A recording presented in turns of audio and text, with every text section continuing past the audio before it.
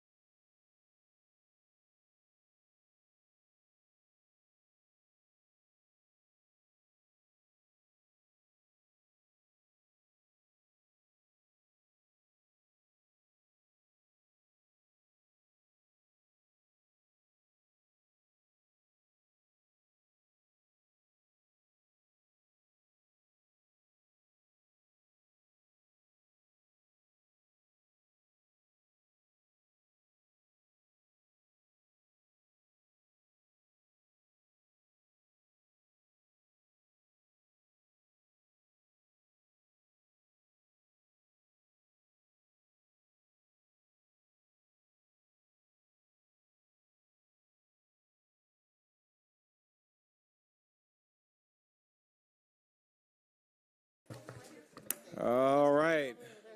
Good afternoon and welcome. Gets too close, he has to join the committee. All right, good afternoon and welcome. I am Councilmember Jason Dozier, and I call this meeting of the May 23rd, 2023 Community Development Human Services Committee meeting to order. And I am joined by my colleagues to my left, Councilmember Liliana Bakhtiari, to my right, Councilmember Matt Westmoreland, Councilmember Antonio Lewis, and Councilmember Keisha Shawn Waits. We are also joined by Councilmember Dustin Hillis, and that constitutes a quorum. So with that, we'll move to the adoption of the agenda. Before I entertain a motion to adopt the agenda, colleagues, if you will indulge me, item number 10, which is ordinance 23-0-1260. One of the speakers has some significant time constraints, and so I would like to actually move that item before we go into section G. So right after presentations, we'll take that item, and then we'll move into resolutions. So with that, I'll go ahead and make a motion to adopt the agenda. Can I get a second? Second by Bakhtiari. Any discussion? Seeing none, please open the vote. The vote is open. Let the record reflect Waits is an aye.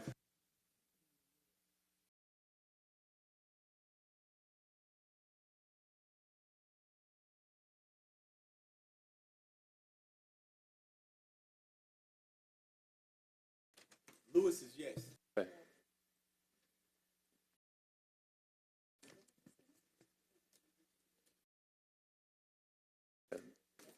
The vote is closed. It's 5 yeas, 0 nays. All right, the agenda is adopted 5 yeas, 0 nays. That takes us to the approval of minutes. I'll move to approve minutes.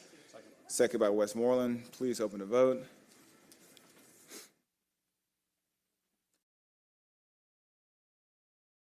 The vote is open.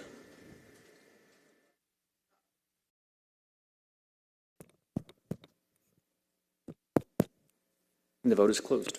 All right, the minutes are adopted 5 yeas, 0 nays. That takes us to public comment. We have 11 signed up for public comment. The first speaker is Keith Sharp. So, Mr. Sharp, if you could come to the podium. And then just a reminder to our folks out there, we give each speaker 3 minutes to speak. Roughly the 30-second mark, I'm going to try to whisper gently into the microphone to let you know that your time is coming to a close, so without disrupting you. But just you have 3 minutes to speak, and we'll go from there. So, Ms. Sharp, the floor is yours. Thank you. Chairman Dozier, members of council, my name is Keith Sharp. I'm a resident of the Riverside neighborhood and MPUD in Council District 9. I'm a neighborhood activist and co-founder of the nonprofit Groundwork Atlanta. We're advocating for the Riverlands Atlanta project.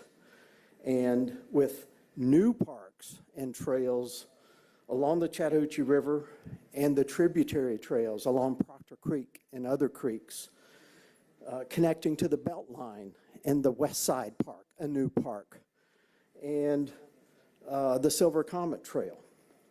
And as we bring so many new parks online, we must bring on new capacity for maintenance of those parks at an equal or greater rate. We need to catch up. Let's not be the cobbler's children with no shoes. Let's not be the contractor whose house is falling down. This legislation before you lets us be the stewards of the land. This legislation lets us be curators of our environment. With this legislation, you are creating the quality of life in which we want to live, work, and play and raise our families. Thank you very much. Thank you. Next speaker is Mark Banta. Once again, good to see you, sir. Good afternoon. Thank you for the opportunity to be here. I'm Mark Banta, President and CEO for Piedmont Park Conservancy. Oftentimes, we hear in this legislation, we want our parks to look like Piedmont Park.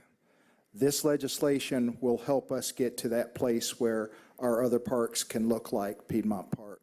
So I appreciate, Dustin, the legislation. I appreciate y'all's support of this. I've been 3 other places: Centennial Olympic Park, Clyde Warren Park in Dallas, and now Piedmont Park. What do the 3 have in common? Funding levels at about $10,000 per acre per year that lets us achieve what we want to have in our parks. I thank you for your support of this legislation and for us being able to get all of our parks to where we want them to be. Thank you. Thank you. All right, our next speaker is Michael Davis.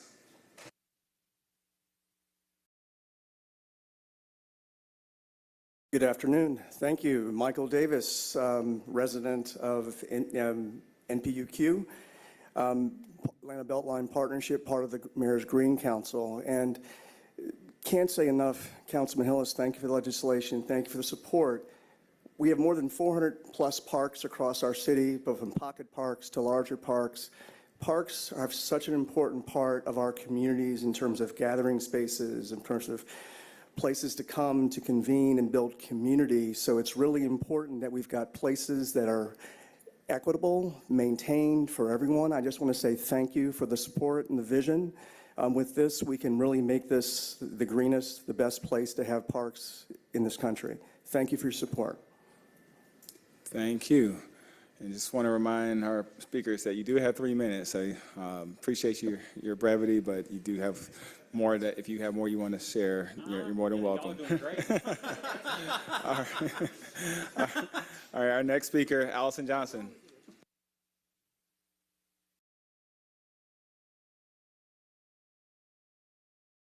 Good afternoon. I'll definitely need my 3 minutes. So I'm here to speak about, can I say the resolution? Can I say the resolution? Okay. 23R-3212. As we really support this, Allison Housing, ED with Housing Justice League. As we do support this ordinance, there are some things that we do want tweaked, and thank you for responding, both Matt and Jason, about what you all could add to that. But I do want to say that the evictions are back to their pre-pandemic filings rate, if not higher.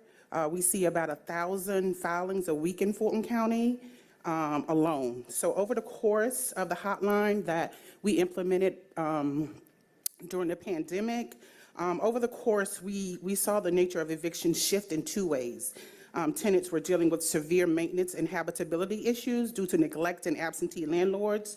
Besides the legal financial assistance, the top reasons for tenants calling were for maintenance issues. Tenants were also accruing large amounts of debt because of how the pandemic affected their employment. So this puts us in a legal gray area specifically, since callers are reporting issues like holes in their roofs, which makes the unit, uninhabitable. So we cannot expect tenants to do a repair and deduct because it's not legal here in Georgia, and of how many people that are financially impacted during the pandemic, they couldn't repair and deduct anyway. So while we have eviction defense manuals, there are more resources that are going to be needed to support this help center, but we call it the Tenants Advocacy Office. Specifically, given the current eviction issues at hand, we need resources around counterclaims. One that is heavily needed is the counterclaim education resources around diminished values. So when the maintenance issues are so severe that affects the equity of the property and should be deducted from the rent. So across the 3-month span, we also received more than 1,500 calls in 2022. This level of volume requires funding and resources and support, and speaks to the need out there that there needs to be more tenant advocacy spaces for folks. But outside of word of mouth, our top referrers are code enforcement and 311 and United Way to call Housing Justice League. But finally, an answer is extremely confusing to tenants, particularly online. They haven't been trained to do so. So when they're going into this office, they are having difficulties filing their they're filing their answers, which calls for some of them to get up and walk out. And then oftentimes they are granted with a default. So while we do support this, there are other things that have to be changed before we can begin to implement this. Thank you. Thank you, Ms. Johnson. And before we move to our next speaker, I do want to acknowledge we've been joined by Councilmember Jason Winston. All right, our next speaker is Graham Kay. Hi, I'm Graham. I'm a staff member with Housing Justice League. I've worked on the hotline that Allison was speaking about, working on some of our data analysis as well as talking to some of the tenants that called. We started the hotline at the beginning of the pandemic. We've put it on pause temporarily due to capacity issues, and we're a volunteer-based organization. But I want to talk about some of the most common calls that we would receive. The main one was just that people were short on rent. And that was kind of a sad one because there was not really anything we could do about that. We're not a direct service organization. We understand that your hands are tied on rent control, but we would love to see some lobbying from the city at the Capitol on that. Another big one was that tenants really needed help filing their answers. The answer process is very confusing. It costs money to file online, about $14 just to file. I think it's maybe $25 in DeKalb County. And also the website for filing online is listed incorrectly on the eviction notices that you receive on your door. So it's a very opaque process, and there's a lot of places where tenants can drop out. Having that in your Office of the Tenant Advocate would be extremely beneficial and could prevent tenants from receiving default judgments, as well as what Allison was speaking on about counterclaims, to be able to get some of the money back that they're owed for maintenance and such. Also, tenants often would call just seeking housing because their present housing was uninhabitable, or their lease was running out and the landlord was about to bring the rent up. So that's something else that we'd love to see from the Tenant Advocate Office. We also, our biggest referrers to the hotline, actually, our two biggest referrers were United Way and Code Enforcement. United Way would often refer to us when they weren't able to send them anywhere else, basically, is the impression that we got from them. And we got them to stop eventually because oftentimes it was tenants just simply seeking rental assistance that we couldn't provide. But there is an enormous demand for rental assistance just because rents are so high. We would also receive referrals from Code Enforcement. And this was particularly baffling because, it's not like we're Code Enforcement. We can't do anything. And so it would be great to see from the Office of the Tenant Advocate, more legal knowledge about how to get justice for units that are not properly maintained, allowed to fall apart into dangerous conditions. That's all I've got. Thank you very much. Thank you. Our next speaker is Afumuyiwa Afundele. Good afternoon, ladies and gentlemen. Excuse me. I'm a member of Housing Justice League. I've been a member for almost 10 years. I'm one of the old people. I'm over 75, okay? See, so I've seen a whole lot of things. And one of the biggest reasons why the advocacy is needed is because most of the tenants do not know that they have rights. Management is using eviction as fear tactics. If they see 2 and 3 people talking together, they are giving them a hard time. Most of these management companies have code enforcement violations, and what they're doing is selling the properties and not letting the tenants know. And when the new management comes in, they're increasing the rent, and the tenants are left out in the cold with 30 days to try to bring up the difference. Since the pandemic, I don't remember anybody getting an increase in their wages. So all of these wages or for additional rent is falling on the hands and backs of the people that are the main, tenants in Atlanta.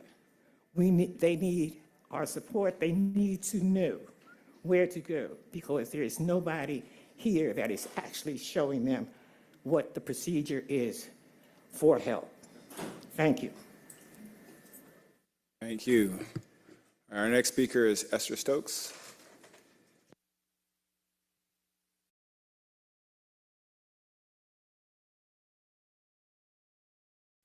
My name is Esther Stokes, and I live in the Brookwood Hills neighborhood. I have been advocating for the City of Atlanta's parks, and in particular funding for park maintenance, for a very long time. I want to say thank you to Dustin Hillis. Thank you. Thank you for introducing this exciting legislation, and thank you to the City Council co-sponsors, Matt Westmoreland, Jason Winston, Jason Dozier, Liliana Bakhtiari, Alex Mine, Byron Amos, Marcy Overstreet, Amir Farouki, Michael Julian Bond, Keisha Sean Waits, and Antonio Lewis. Thank you. Wow, what a game-changing proposal this is. You heard us. Every citizen of Atlanta will benefit from this dedicated funding through the Park Improvement Fund. This funding will show that we recognize just how important the maintenance of our parks, trails, and rec centers really is. These are such important places. They are the places we gather to meet up with friends, to walk and to run and to bike, to enjoy nature all year long, to celebrate or to mourn, to compete, to protest, to attend concerts and festivals, or just to be. And they need to be maintained well so that they can be enjoyed. Passage of this legislation will assure that as we add additional parks and trails to the city's park system, we will be in a much stronger position to keep them up. Thank you for your leadership in this. This is a historic moment. Thank you. Our next speaker is Michael Halicki.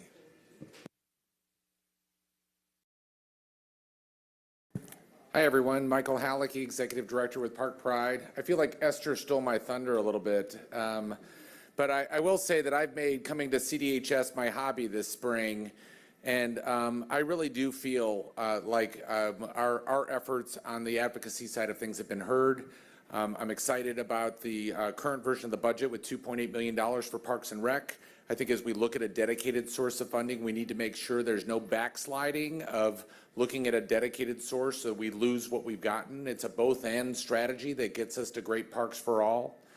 But I'm really here just to say thanks. I really do feel like it takes leadership to deal with the things that don't typically wind up in a press release, though I was appreciative for the press release in this case, Councilmember Hillis. I did want to read to you a little something that I wrote, really just feeling the gratitude last Monday that I wanted to enter into the record, and it's called Here's to the Maintainers. My sincere thanks and appreciation to Dustin Hillis for your leadership in introducing legislation to increase the Park Improvement Fund from $500,000 to $1.0 million, and for dedicating 40% of the total for city parks, recreation, and trail maintenance. Thanks to all of our sponsors, including every member of this body here. I won't read through those names again, but know that you are all appreciated and valued, and that this commitment will not be forgotten. All too often, we support what is shiny and new in the worlds of parks, recreation centers, and trails. We fail to elevate the need to take care of what we've got, and each year, what is shiny and new becomes a little more tarnished and broken. Compounded over decades, it becomes the elephant in the room that we dare not even name. We aspire for world class in our parks, and yet maintenance all too often is the Achilles heel. Everybody wants it, and yet no one wants to pay for it. And this isn't just an issue in Atlanta, it's an issue in cities all across the U.S.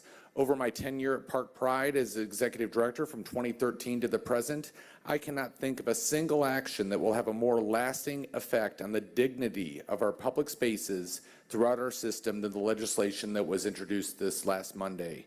Thank you for your efforts to reset expectations with regards to maintenance. Thanks to each of you and all the supporters and practitioners of maintenance within the Department of Parks and Recreation and the other city agencies. Keep up the good work. Maintenance matters. Thank you. Thank you. The next speaker is George Dusenberry.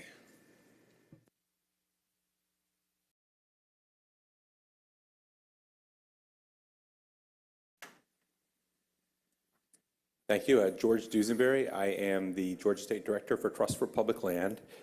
And echo a bit of what's been said by folks here. I do think that this is the most important parks legislation, park and recreation legislation that I've seen since I started getting involved in this space. And I was reminiscing about this. I think Esther and I go back about the same. It was 2001 when I was working with Congressman John Lewis, and he was the first person to sign on to the Parks Atlanta Rescue Coalition campaign.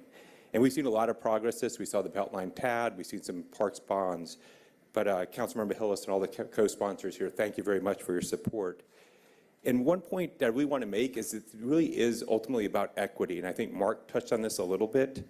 If you look at the benefits that parks and green space provide to people in terms of mental health, in terms of reducing anxiety, in terms of improving physical health, in terms of strengthening communities and social ties, parks play an essential role to do that. And then when you look at the Department of Parks and Recreation's own master plan, they identify poor park maintenance as a barrier to people coming in and using parks. And that's a barrier that impacts low-resource communities and communities of color more than it does affluent and white communities. So by doing this investment, by making this commitment, you guys are striking a blow not just for parks, but for equity, for public health, and I thank you. Thank you. Our next speaker is Julie Sawicki.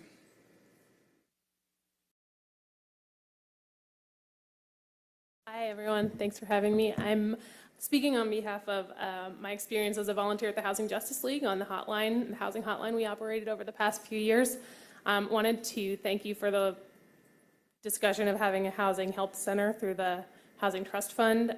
It's definitely a valuable investment. From our experience on the hotline, there was a real lack of coordination and awareness around the different types of resources available for affordable housing and other resources for people who are having trouble staying in their homes through, dispossessory activities. So we were just kind of bootstrapping on the hotline, and so if there's an investment from the city and a resource center for that kind of support, definitely of value. You'll probably, and I'm sure you all know, you can expect to hear people coming to that center with questions around how to access rental assistance, where to find affordable units, how to go through the eviction process, which is extremely opaque. I think you heard a little bit about that. And also dealing with maintenance issues in units and what tenants' rights are when it comes to filing counterclaims or making sure that their property is habitable. I will just say that the biggest problem we faced from callers on the Housing Justice League hotline was just a lack of resources, period, a lack of affordability, a lack of rental assistance, a lack of investments in these kind of public subsidies for affordable housing. It's a major issue, and there's only so much a hotline or a housing help center can do without significant investments in that infrastructure and money going to the families that need it to be able to pay their rent. So I would just leave you with that. The housing help center is going to be really helpful, I do believe, but it can only go so far without those substantive investments in housing affordability in the city. So that's what I would encourage you to continue doing. Thank you. Thank you. Our final speaker for today is Ms. Henry Jordan.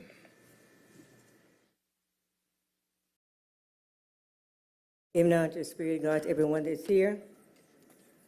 Hearken, my beloved brethren, had not God chosen the poor of this world, rich in faith, and heirs of the kingdom, which he hath promised to them that love him? James 2nd chapter 5th verse.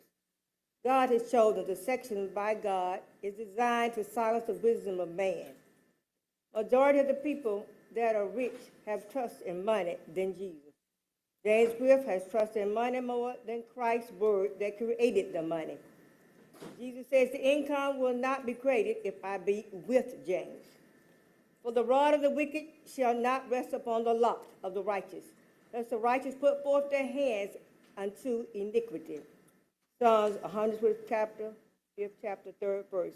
Security of the Lord is the keynote of this psalm, an appropriate theme for pilgrims. If I marry James, I will become filthy because James worked against the word and left his call from the Lord. Now, no chastening for the present seemeth to be joyous, but grievous. Nevertheless, afterward yieldeth the peaceable fruit of righteousness unto them which are exercised thereby. Here by Hebrews 12th chapter 11th verse. Whom the Lord loveth, he chasteneth. God's principle of disciplining his own people is completely congruous with human practices. Jesus chastises for me for asking to give James a chance when Christ said James is against his word. Salvation is far from the wicked, for they seek not thy statutes. Psalms 119th chapter, 155th verse. However, his adoration of the word always leads to its author, who inspired it. I ask Jesus, can income be created without deceit, the fraud, lying, mischief, treachery, robbery, abuse, etc., to prove his word? So why should I or anyone work against Jesus' word that will bless us? We are living on God's time that he gave us. I thank God for this chance to minister the word of God, attempt to minister the word of God, because we need the word of God, because it goes stand when anything else is going to fall. In our life to give us life. The word of God gives life. Man's word, the devil's word, give death. And we want life from Christ. I know I do. Thank you, Ms. Jordan. All right, that concludes public comment. Colleagues, the next item on the agenda is presentations. We have two presentations for today. The first presentation is Atlanta Beltline, Inc. We have with us Clyde Higgs with Atlanta Beltline. Good to see you, sir.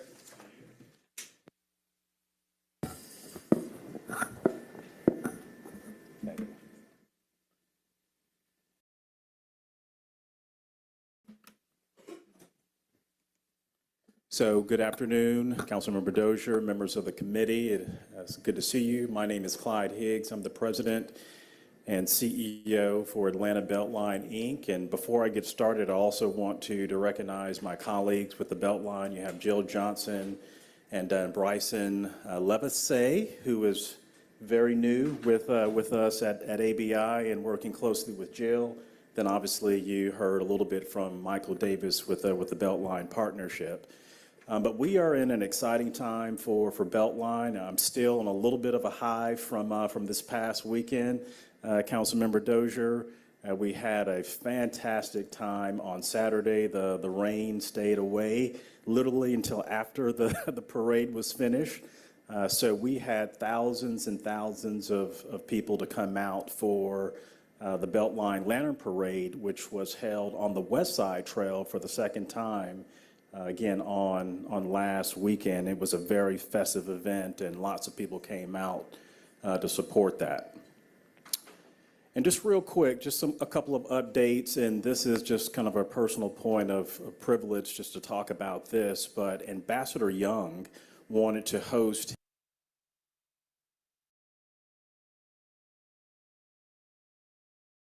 his 91st birthday by doing a tour of the Atlanta Beltline. It was truly the honor of my career just to be with him and hear the stories that the ambassador shared. We had a chance to stop at Washington Park, and one of the stories that the ambassador just casually shared is like, oh, I love Washington Park because Arthur Ashe and I used to play tennis there, and just casually mention that he and Arthur Ashe were tennis buddies. But an amazing time. The ambassador had amazing things to say about the Beltline and really felt it was going to transform the city in a positive way. And then we concluded that tour with kind of a birthday luncheon at New Realm Brewery off the East Side Trail of the Beltline. It was, again, just packed with notable people, community people, just a fantastic time. And I dare say that I saw the ambassador get a little teary-eyed at that event as well, but he was in a very good place with regards to that tour. So that was our honor. Now, with regards to affordable housing, we remain patently focused on making sure that we meet or exceed the 5,600 unit goal for housing affordability. We are roughly at 3,100 units within the tax allocation district, plus an additional 1,700 units in the Beltline planning area. But the real star of the show that probably doesn't get a lot of credit is on the land acquisition side. And so we have been very busy at acquiring new sites for future housing affordability along the Beltline. We have tripled our holdings for housing affordability over the last 20 months or so. And so, again, that will not show up necessarily in the AJC, but what it will do is really get the city in a strong position with regards to longer term affordability and deeper affordability with regards to area median income. So a lot of good activity on the affordable housing side. And in the spirit of transparency, we have recently launched the new Housing Affordability Dashboard. You can visit that at beltline.org/housing. And this is a new site that will give you all the information that you want to know with regards to affordable units within the tax allocation district along with the planning area. It'll give you AMI, funding sources, incentives, location, with regards to affordable units that have been produced by Beltline, our partners at Invest Atlanta, Fulton County, other public organizations in the TAD and in the planning area. And then you may remember the promise that we made during the SSD debate, and that was to really double down with regards to our support for small businesses around the Beltline. So we remain focused on that. Matter of fact, we received about a $780,000 grant from the federal government to really support small business and providing solutions for small businesses around the Beltline. And the picture that you see here is just a forum that we hosted just to give additional information and resources to businesses around the Beltline and then future entrepreneurs that want to be along the Beltline in some way.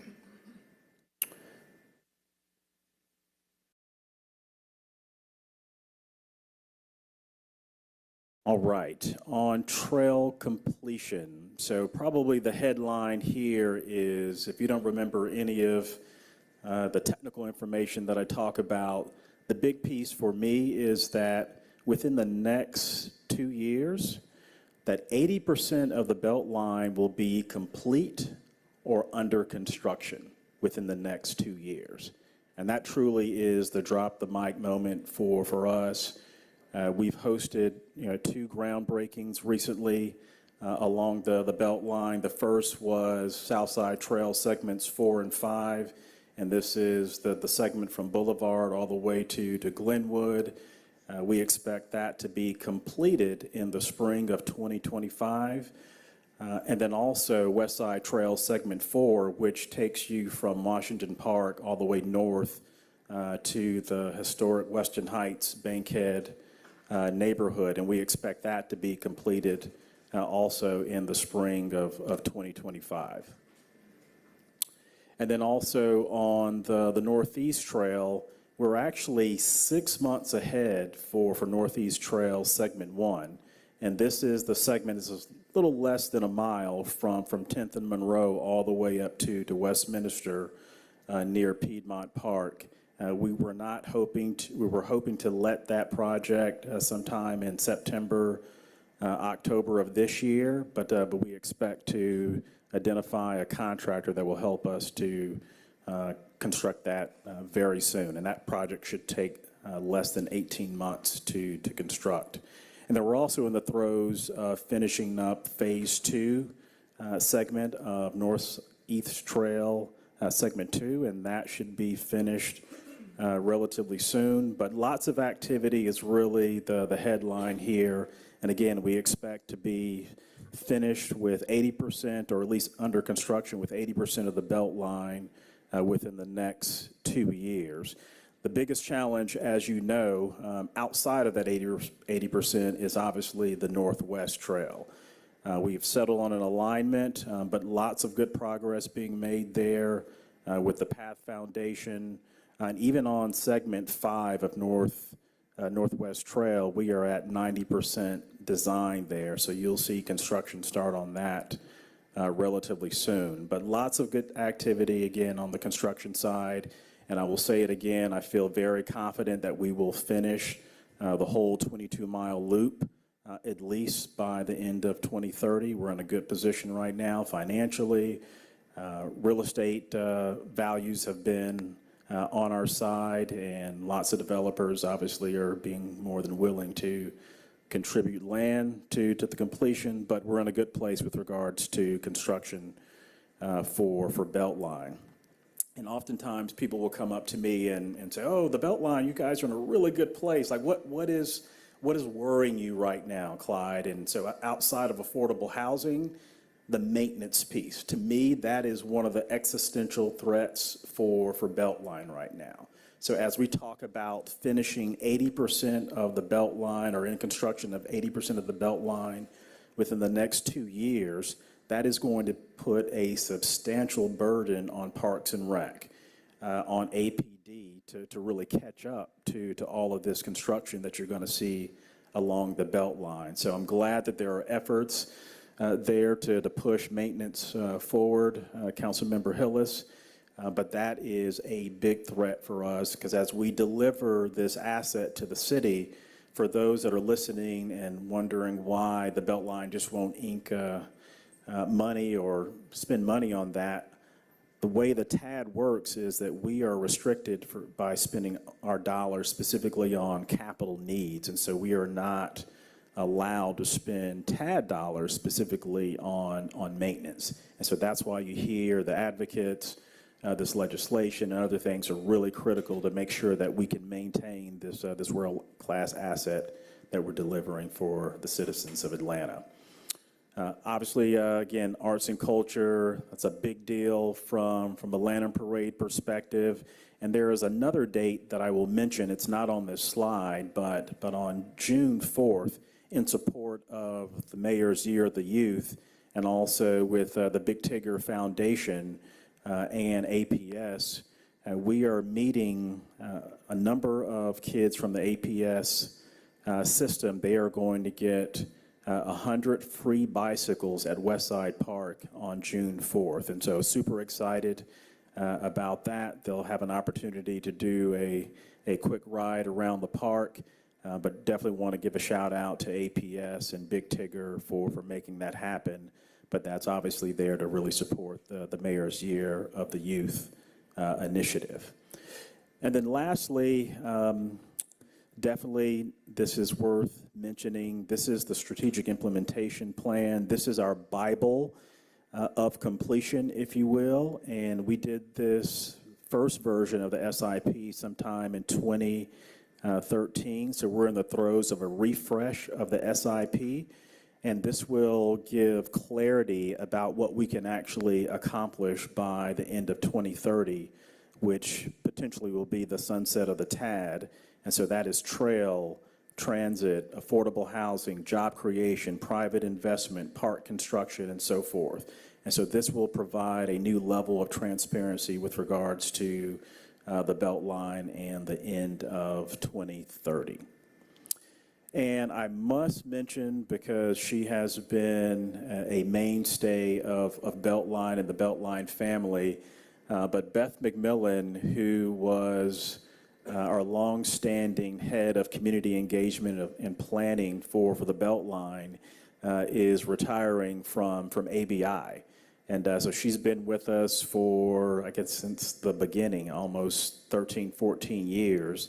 And if you don't know a little bit about Beth, she is a staple with regards to planning. She spent a number of years in East Point, and she's a native of Atlanta. And so we're going to miss her, but we're also going to have Lynette Reed to step up as our interim Vice President for Planning, Community Engagement, and Art, but did want to make sure I recognize Beth for her service to the Beltline and the citizens of Atlanta. And that concludes, Mr. Chair, my formal remarks, but happy to answer any questions that you all may have. Thank you so much. Before I open the floor to colleagues, I had a comment and I had a couple of questions. The comment is, just want to echo what you said earlier about this weekend's festivities. So thankful for ABI and Atlanta Beltline Partnership for doing the events on the southwest part of the trail. I know it's a part of the trail that isn't as hustling and bustling as the East Side Trail, but it's just as critical for our city as any other part of the Beltline, especially when you consider the historic communities that sit along it. So it's a phenomenal event. I'm glad to be a part of it. I am curious, have your arms recovered? So for those of y'all who don't know, Clyde was carrying around a boombox lantern that had to be way as much as an 80s boombox, and he held it the whole time. We walked for about 45 minutes, and I know you were hurting. And you doing good? I'm okay. I got the fiddler crab arm right now. With it's pretty strong there, but yes, I'm good. Thanks for recognizing that, and for the record, Mr. Chair, I did carry it the whole time. Well, I always appreciate you. One of the things I thought about as we were going along the route. So the route started in Adair Park and we ended at Lee and White. Just thinking about some of the fanfare and the announcements that came a few months ago around Murphy Crossing. Any update that can be shared with the public about what's happening with that site, where things are at, and what we can expect in the next few months with regards to that project? Yeah, so still remain very excited about Murphy, and for those that don't have context to that, but then maybe listening on the TV station, but Murphy Crossing is a 22-acre site right off the West Side Trail, the Beltline. I guess it's technically in Oakland City neighborhood, but it's Oakland City, Adair Park are some of the adjacent neighborhoods there.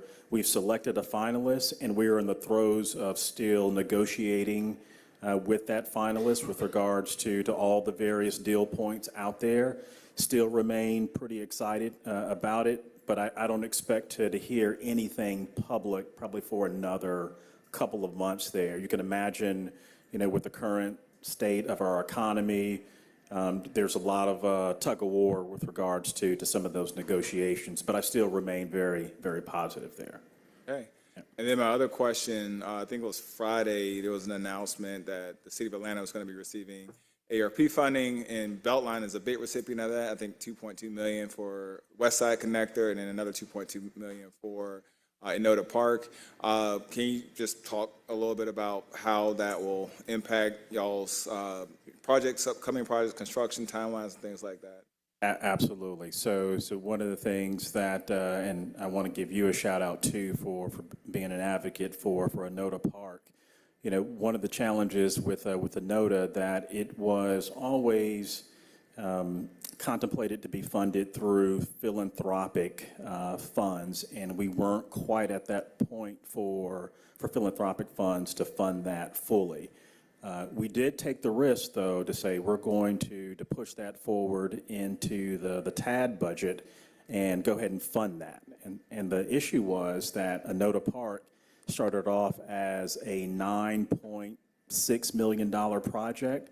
And if we look at our cost to date, you know, we are looking at a $14 million project just because of the escalation of market, construction, all the things that we know about inflation. It just continues to go up.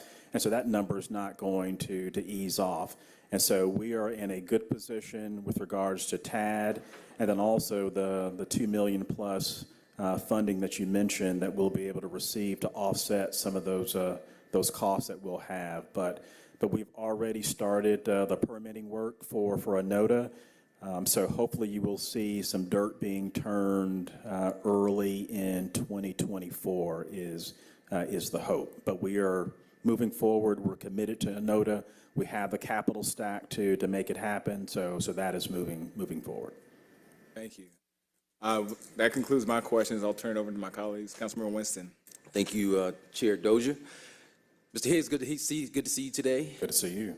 Just wanted to see if I could get more of a timeline around segments 4 and 5. I see that you say that the trail is scheduled to be closed in May. We're about a week off, so I just wanted to see if we could get an updated timeline on that.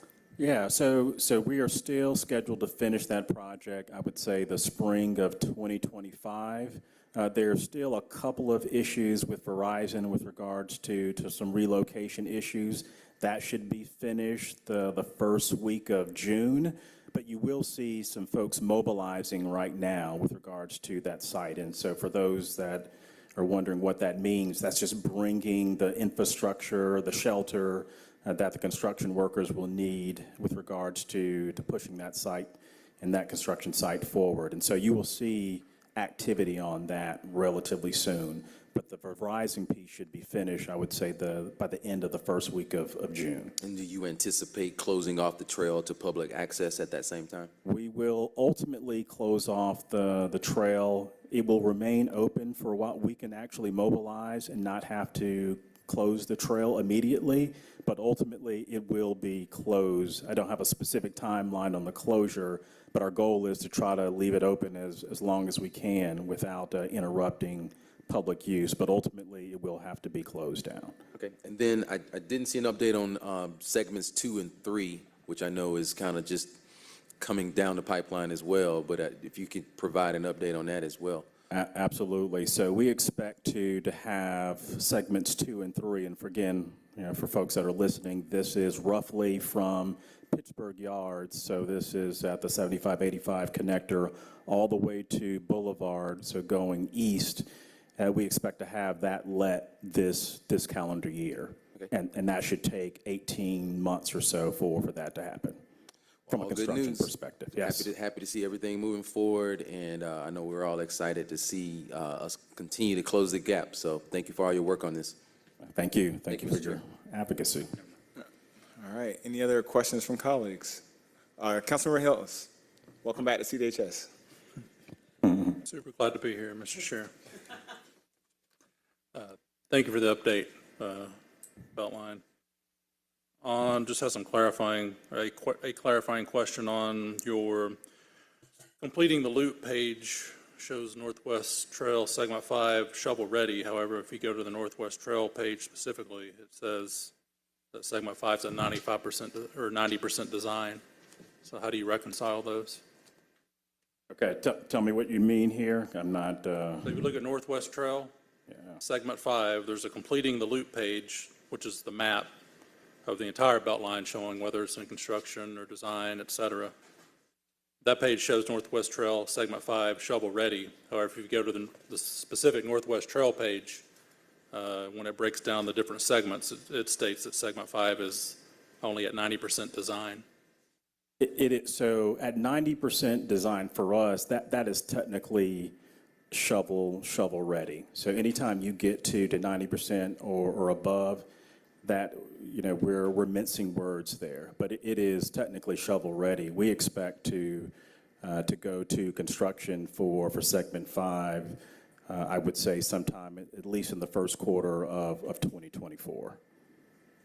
You said fiscal or calendar year 24? Calendar year 24. And what's the specific update on segments 3 and 4, which are also in my district? Yes, and so we expect those to be at 30% design this summer. And again, we'll continue to push those forward, but we expect those to be roughly at 30% design this summer of 2023. And what's the projected construction timeline on 3 and 4? Ooh, that is tough. So those are going to take us roughly 30 months after we get to 90% design. Segments 3 and 4 are some of the toughest sections for Beltline, but I guarantee you we will be finished by 2030. That is the goal. I hope it's a few years earlier than that, because I think that's what at least one of the maps I saw showed. And I was proud to be the primary sponsor and get the rest of my colleagues to sign on to the SSD. So absolutely. My Northwest Atlanta residents would love to see more than 100 feet of Beltline Trail in their districts. We are pushing forward, council member. So you and Councilmember Westmoreland push hard for that SSD. And, you know, I'm very conservative, so I'm going to give you the long game, but we like to, you know, under promise and over deliver is our strategy, but I think you'll see some dirt turning relatively soon. That was great. Thank you. And Councilmember Hillis, Councilmember Westmoreland. Thank you, Mr. Chair and Mr. Higgs. I'm curious what your team reported back on the public meeting around Chapel Road and what folks shared that they hope to see on that site. And then you touched on Murphy, but I'm curious if you have any update on Avon. Yes. So Chapel Road, so just more background for folks that are listening. Chapel Road is roughly a 26-acre site along the Beltline, and this is a site that we secured from an existing property owner for roughly $24 million. And again, thank you for your advocacy on that. And ultimately, we will program that for future housing affordability. We're still trying to get the feedback from community to see exactly what they want to see. The things that I'm hearing is, does it make sense to phase that site out? And instead of taking it as one big chunk, but to break it out and to single-family opportunities, to multifamily. So that's probably the prevailing thought that I'm hearing is, can you phase this out instead of trying to take on such a big site? Avon is, again, for people who don't know, is adjacent to Murphy's Crossing. This is roughly a 9-acre site that we secured from the state of Georgia. We have not started to program that yet. But we're very bullish on that whole triangle area, and we're trying to make sure that all of those efforts are coordinated for land that we control and then land that some of your private developers control, but not a whole lot of activity on Avon quite yet. Yeah. Thank you. Any other questions for colleagues? Councilmember Lewis. First, I want to say thank you for completing the south side pretty much and seeing shovels in the ground. This 2 weeks ago, I was on my Segway after I got my helmet. I finally, because I wanted to touch the Beltline in a different way. I wanted to go from Lee and White to Councilman Winston. I can't think of the name of the Grant Park area that we get off Parkside. So I wanted to get to that portion.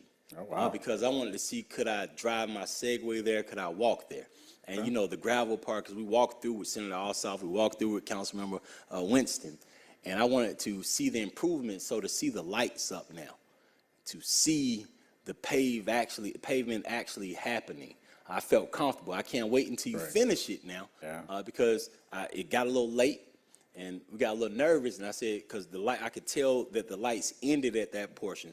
But to see you finishing up the south side of the Beltline is amazing, and those are shovel-ready projects. This is a public-private partnership that's working seamlessly. With you coming in and giving your report, I appreciate you today. Can't wait to see you finish it. Absolutely. And more lights. I want as many lights up as possible as we drive through. I want it to almost look like daytime, like it is on other portions. Because we don't have the businesses right there, there's no space to put a business. Right. So we're gonna need those lights to make us feel comfortable. Absolutely. Well, I received that, and every time we build a new segment of the Beltline, you will have lights and cameras roughly 90 feet apart. So that is kind of our convention there, is have lights and cameras every 90-foot interval. And I don't know if you know, I'm so with you that the lights, the street lights, the ones that you have like in the ground, like the flashers in the ground, put some more. I like them, man. Okay. I like them, and they make us feel comfortable. So drop some more on there, as many as you can. Drop them on throughout. Thank you. All right. Appreciate that. Thank you, Councilman Lewis. Any other questions from colleagues? See none. Thank you so much, Clyde. Good to see you again. All right. Thank you. All right. Our next presenter is Invest Atlanta, Dr. Eloisa Clementich.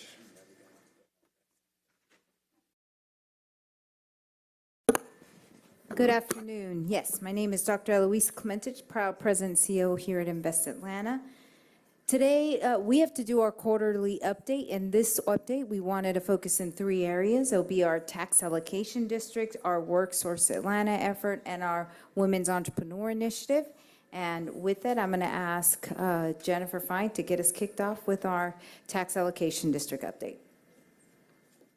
Thank you. Good afternoon. I think I'll be relatively brief today. I'm just going to give you an overview of new project activities so far in 2023. Let's see, there we go. So this slide basically shows an overview of our activity thus far in the year. We've approved 5 projects in 3 different TADs, awarding $4.7 million and leveraging an additional $4.6 million in private capital.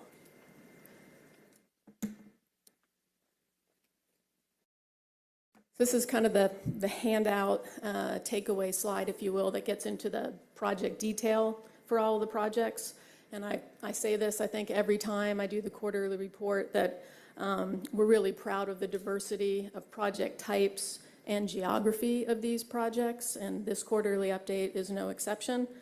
These projects represent construction of 189 new residential units, 150 of which will be available at between 50% and 80% of area median income. So again, a really good range of income types.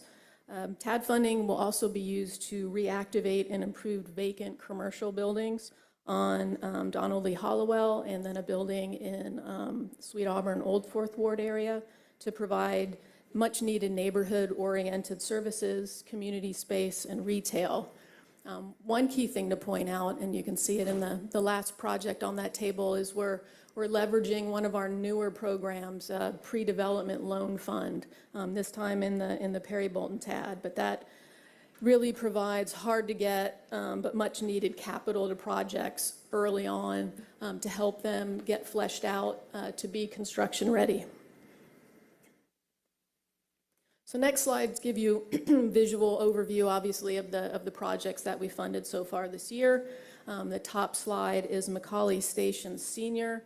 It's a 96-unit multifamily development across the street from the King Memorial MARTA station. It's adjacent to Phase 1. You can kind of see it on the top left visual, which is, it's under construction, 180-unit affordable development, again, in the East Side TAD. East Side TAD funding was used for both phases in partnership with St. Joseph Health System. So very encouraged about this project, the different types of housing that it provides, and then geographically where it's at, capitalizing on existing amenities and resources like MARTA and downtown and Sweet Auburn. Bottom slide shows a very new project at the beginning stages in the Grove Park neighborhood. They were awarded a $250,000 pre-development loan that will help them flesh out the site plan and the programming with the community. But at its root, it'll be taking 2 vacant commercial buildings, again in Grove Park on Donald Lee Hollowell.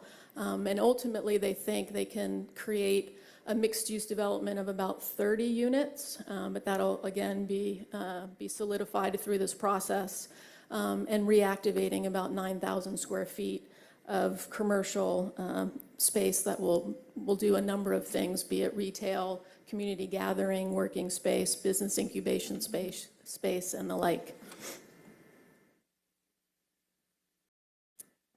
Next slide. So the top image, that is 597 Auburn Avenue, a small, vacant, but really architecturally unique building that will be improved to house a nonprofit called Remerge. They provide programmatic and community space doing a number of things. They actually are currently in operation just up the street in another building that received some TAD funding assistance. So this new opportunity will allow them to expand their services. So they have arts, community-oriented arts programming that will continue in Sweet Auburn. And here will be more small business incubation. One project or program in particular is the Women's Micro Entrepreneur Coaching Program that supports economically vulnerable women who are ready to expand their small business. And so they'll be able to incubate that in this space as well as take advantage of educational opportunities. And the bottom image shows residents at Westview. This is a 60-unit development in Southwest Atlanta. It will provide 54 units of housing between 50% and 60% of area median income, and the remaining 6 units will be market rate. This development is taking advantage of the pay-as-you-go TAD incentive, which isn't an upfront grant like most of our programming, but it's a partial reimbursement of property taxes over time. So it kind of acts as an operational subsidy to allow the project to cash flow and remain affordable for a longer term. Back to you, Eloisa. So as you know, WorkSource Atlanta, this will be June will be the last month WorkSource is at Invest Atlanta. It will be moving to the Mayor's Department of Labor. So with that, I'm very excited to have been working with Sonia, and Sonia is going to provide an update now on WorkSource Atlanta. Sonia. Good day, everyone. I would like to say thank you, Council Chair Dozier and the fellow council members. My name is Sonia Wilson Westmoreland, and I am the WorkSource Atlanta Interim Executive Director. Next slide. Or do I need to push it? Right here? Okay. Okay. I think, is that one the one that we were having? Blank page? Okay, we'll go to the next slide. But in summary, just so you all know, that we have basically been focusing on 3 main goals: increasing our program access, as well as improving the overall operation of our organization and the program outcomes. Thus far, since July 1st, we have attended 110 events, and we have been connecting with over 26 participants. And we have also developed some new collaborations with the National Youth Employment Coalition, as well as APS Family Engagement and 110. Our mobile unit is up and running, and it is very active in the community. For our admin, we have completed our monitoring with TCSG, of which we had 4 minor findings which have been closed and corrected. But most importantly, we had no disallowed calls. We have completed a comprehensive review of over 700 files, and there were some files that we identified that needed to be exited and cleaning up our system, and I'll talk more about that as to how it is affecting our performance measures. Our COVID grant has ended. However, we have been awarded $700,000 in a Quest grant to serve the homeless population and the reentry population. We have participated in the Georgia Workforce Partnership Summit as well as the Southeastern Employment and Training Conference. Since July, we have had over 700 job seekers to participate in our own monthly job fairs. Over 400 individuals have received employment, and to date, we have served 105 customers by providing them with employment and training accounts.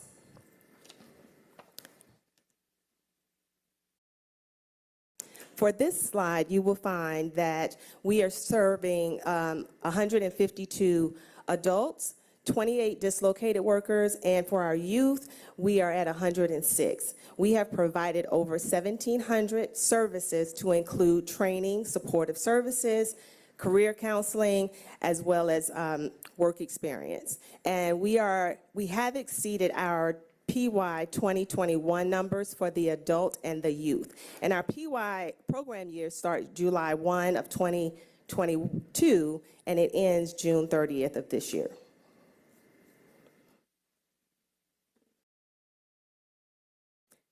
This current slide shows our employment rates for the Q2 and Q4, as well as the credentialing rate and the measured skills gain. Out of the 12 performance measures, we are either meeting or exceeding 8. However, there are 4 performance measures that we are not meeting. However, we are in the process of identifying the strategies as to what needs to be done by the year end, which is June 30th, to close this program year strong.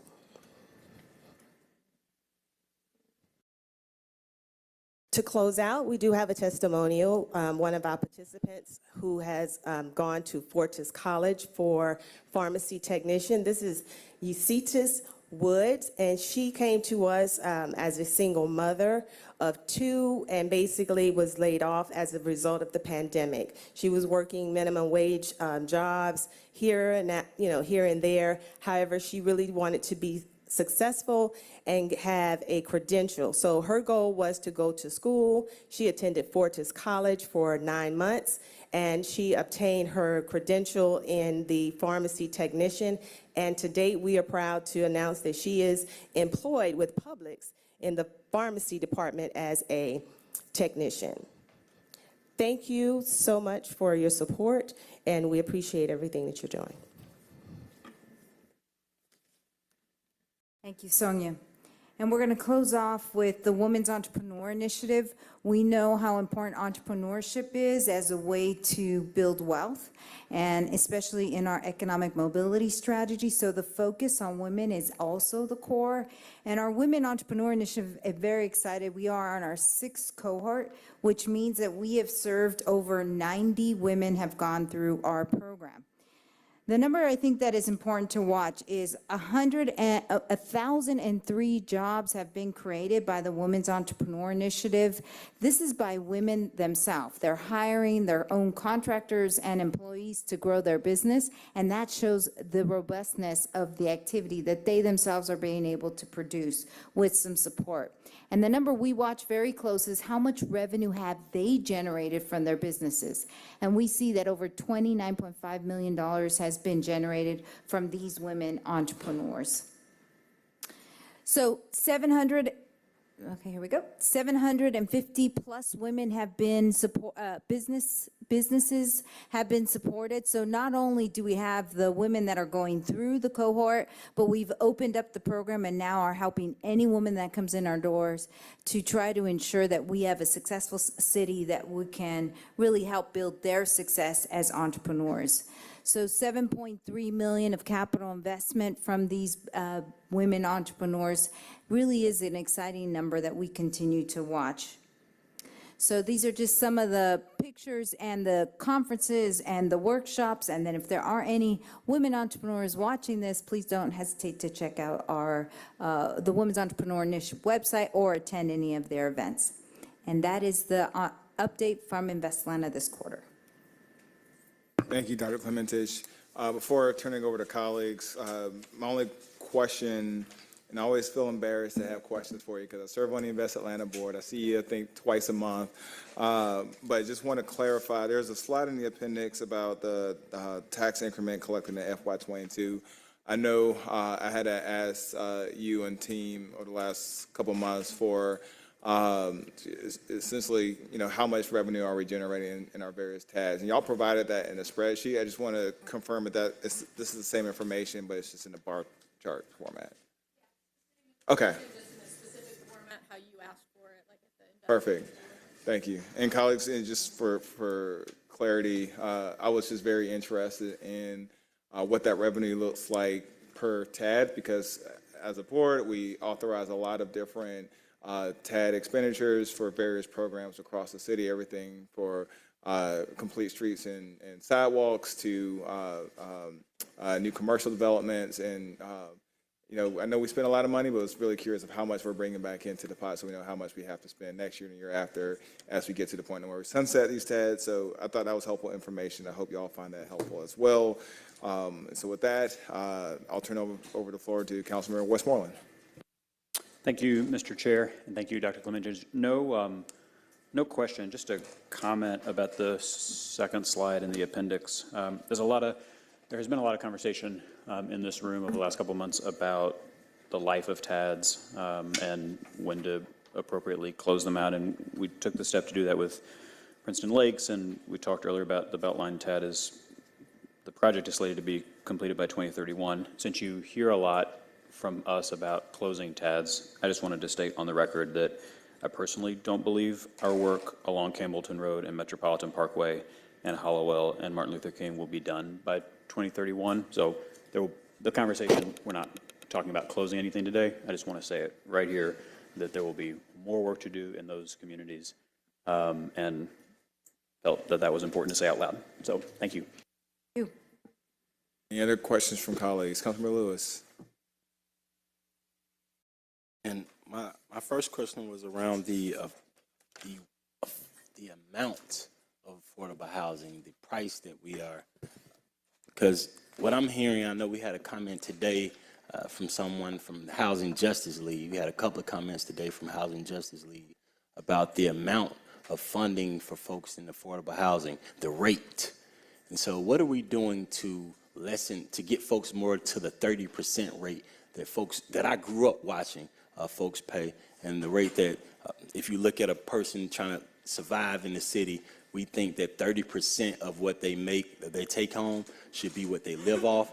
It should be what they pay for their rent for. Their rent or housing for. They can use the other 70% to pay bills, pay for a car, pay for groceries and other things. So what are we doing with Invest Atlanta with the $200 million that we just talked about with other funding to actually bring down to that 30% rate?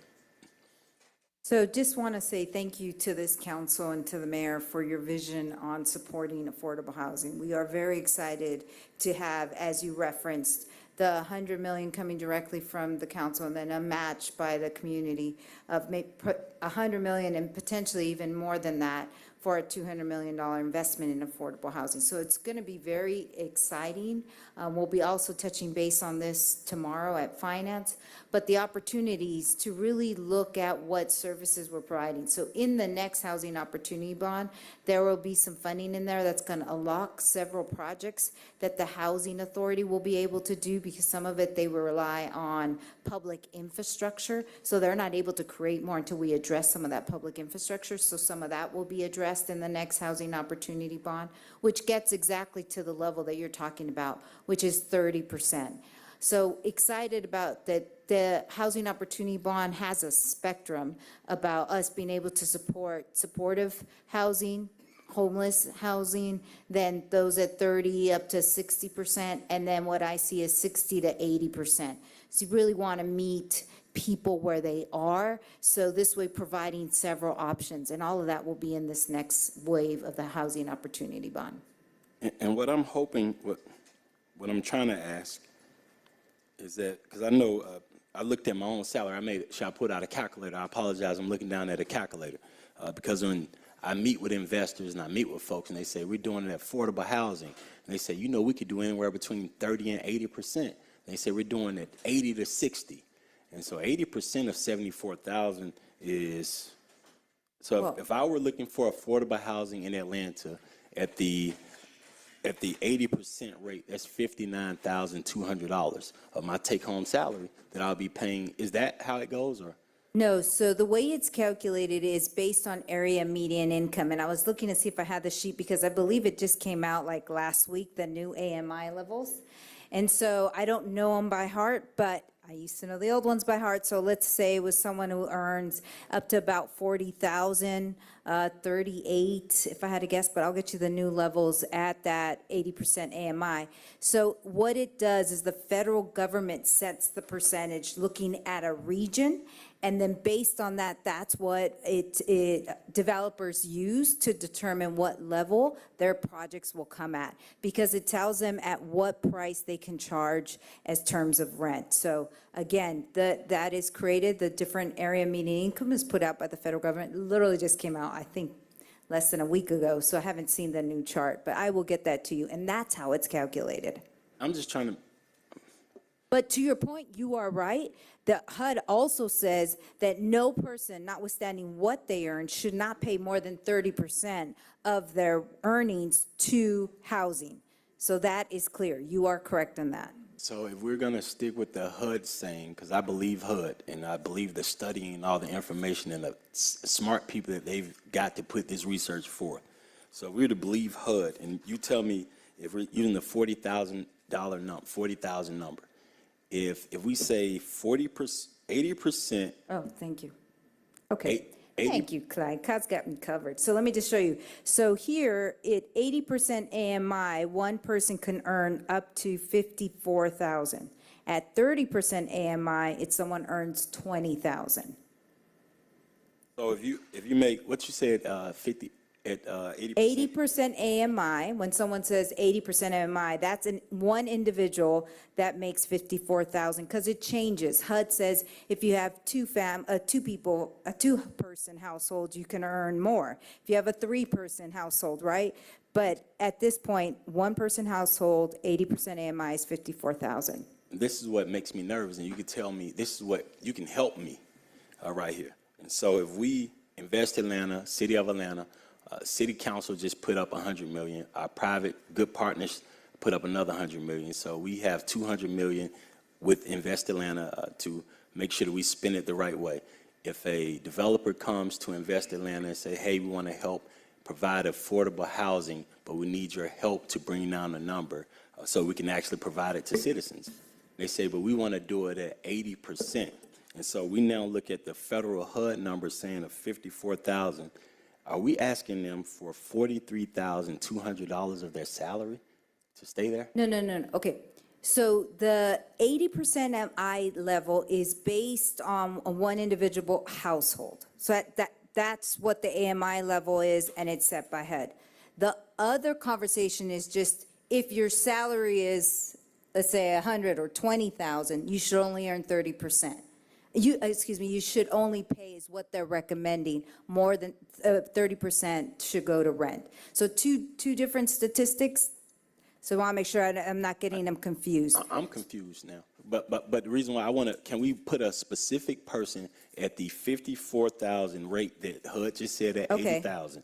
Okay. So I want to say Atlanta saying if you make $54,000, this person. Okay. And you're looking for affordable housing in the city of Atlanta, somebody that Invest Atlanta just helped to help bring affordable housing to Atlanta at 80%. So let's say someone makes 54. Okay. So they make that rate. Are the apartment complex or whoever's providing that rate looking for $43,200 of that 54? That's what I'm asking. No, their rent is also stipulated, and I'd have to look at what the chart is, and I'll tell you exactly what the rent should be. Yeah. So am I getting them confused? No, just a little. So, right, so the AMI, that's saying folks, folks who earn that percentage of area median income, so that's the 80% that we were talking about. But then there's a corresponding rental rate limit on those units that corresponds to no more than ideally 30% of that person's income at each of those ranges. So my goal is that we get folks down to, so Gotcha. So then it goes down to 30%, whether they have to be in that rate. Right. So we'll provide you both charts so you could see them, and it won't be confusing. I'm sorry if I confused it. And my last goal on that, to see if what do we have to do, or do we have to put together some paper to make it to where Invest Atlanta works with people at the 30%, only works with people at the 30% rate, not working with people who are thinking about taking 80% or 60%. What can we do to provide those incentives to say, Right. hey, we need you to take in folks at the lowest income rate you can? So there are two options. I think the way we've been doing it now is seeing housing as a spectrum, because let's say there's someone who's working at a dry cleaner or city employees or at a coffee shop. Potentially they make more than the 30% AMI, but they still really can't pay the full rent. So what we've done as a strategy as a city is said, okay, Atlanta Housing, you handle people from about 30% AMI to 60% AMI. That's their focus. So Invest Atlanta, and it's not written in stone, so we work together as partners. And then Invest Atlanta will come in from about 60% to 80% AMI, because we want to be able to meet everybody where their needs. And then we have Partners for Home who do supportive housing and homeless. And all three of us together are able to meet Atlantans where they are. And I think about like the city worker or the teacher, that a new teacher's earning about 40,000, Councilman Westmoreland, a year, a new teacher, somewhere around there. So we want to be able to help all of them, and the new teacher potentially couldn't afford to live in the city. So that's why we've said, let's work together so we could augment and understand where the needs are. And we've kind of separated and say, okay, each of us, we're going to focus on where the need is, so that ultimately together we can, to your point, Councilman, provide all the services to all of Atlantans. And you think about teachers and people who work at the dry cleaners or coffee shop, baristas. We want to make sure you can help everyone. And I appreciate you for working to do that. My goal is to get it down as low as possible and affordable to look more like workforce and low income. So thank you. Great. You're welcome, sir. And I will get you those two charts.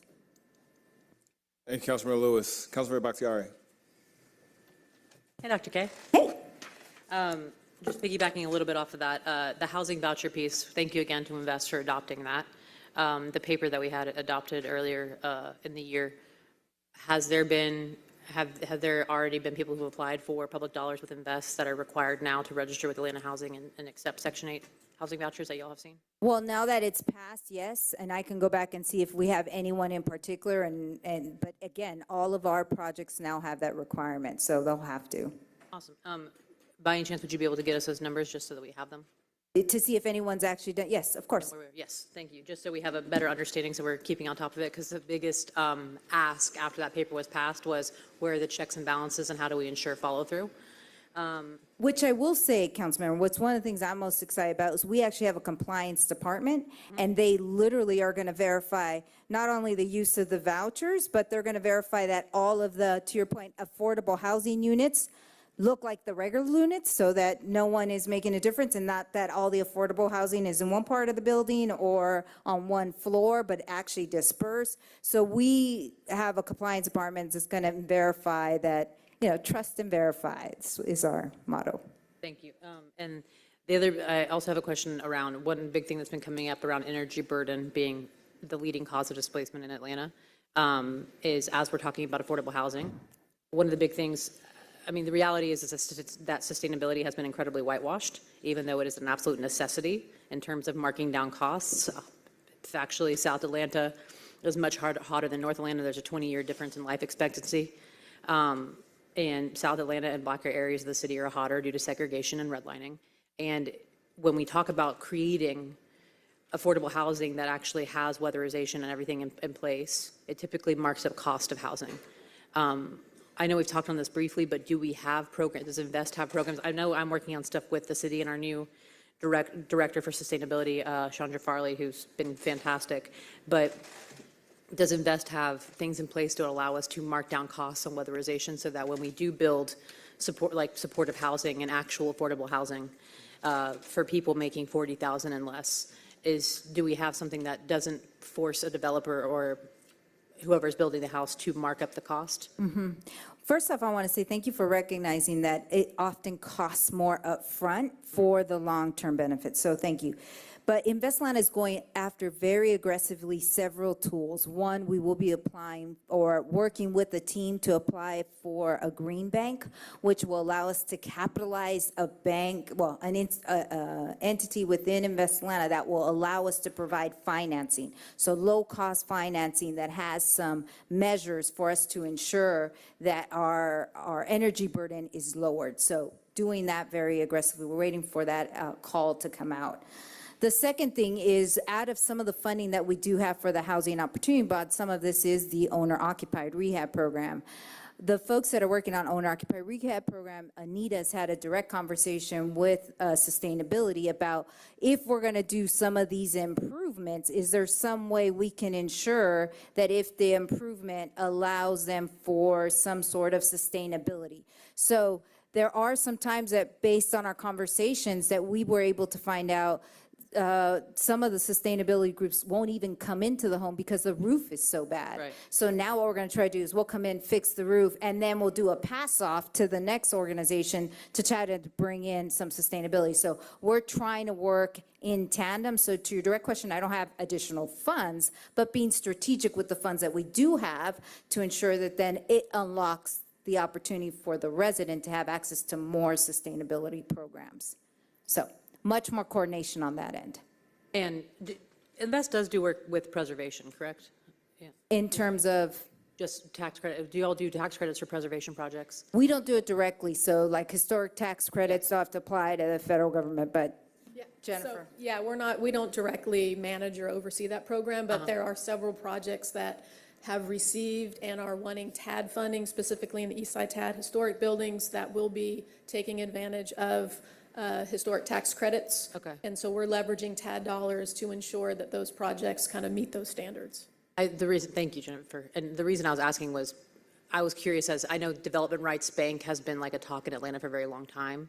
And one of the big issues we have with preservation, or people that are trying to restore buildings, and Kyle Kessler's in the audience, I'm going to try not to look at him for this question, is Development Rights Banks, just because there is such difficulty in understanding that you can actually sell, like sever development rights, sell them to do restoration, but we don't, it's very difficult for people that are trying to restore buildings that don't know a lot about preservation, et cetera, or an opportunity for housing that is in historic communities to sell development rights to do restoration, maybe for somebody who's on fixed income.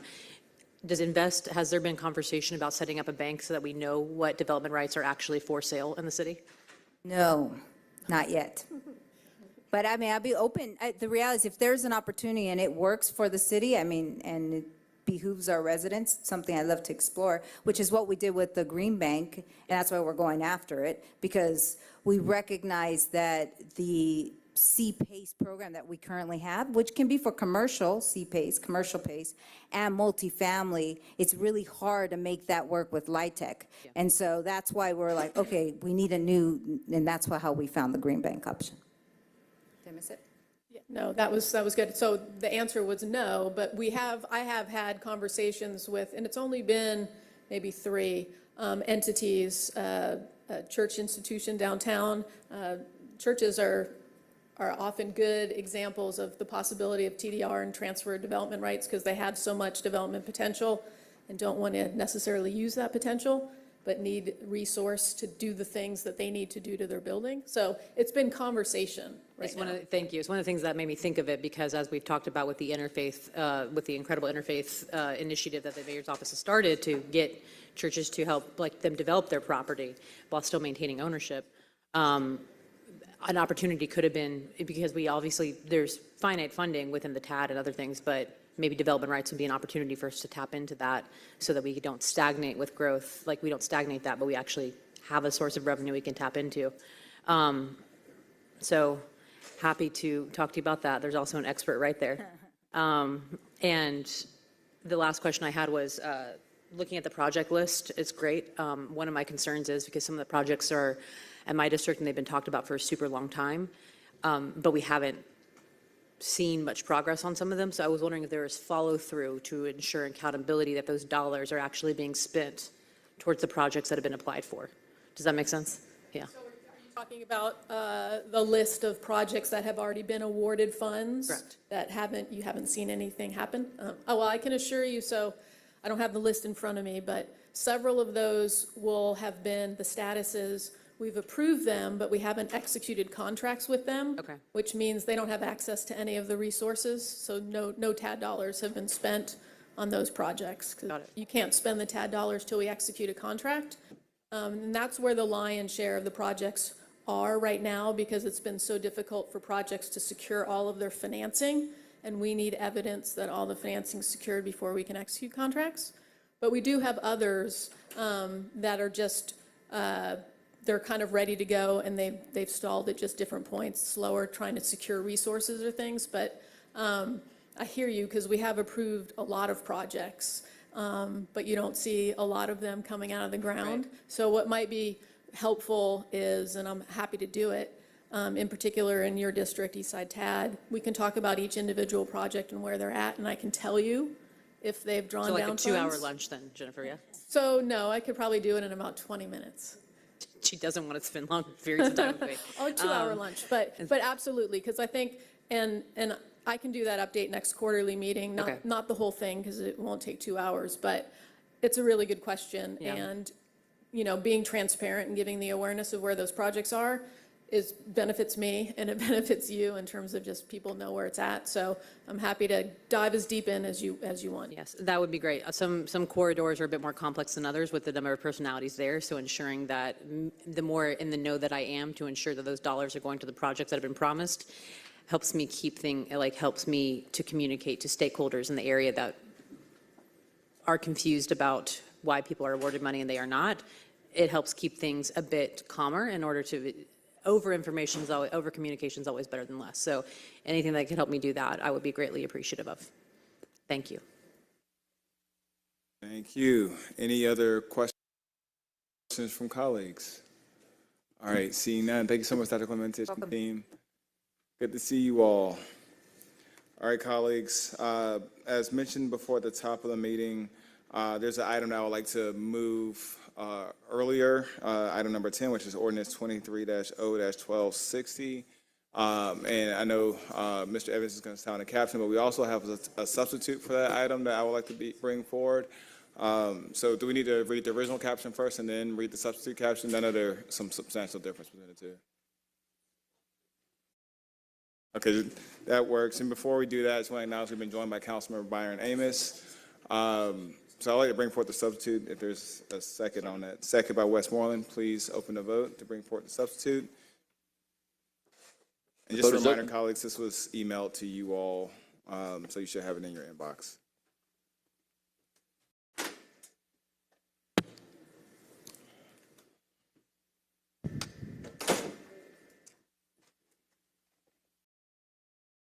One moment.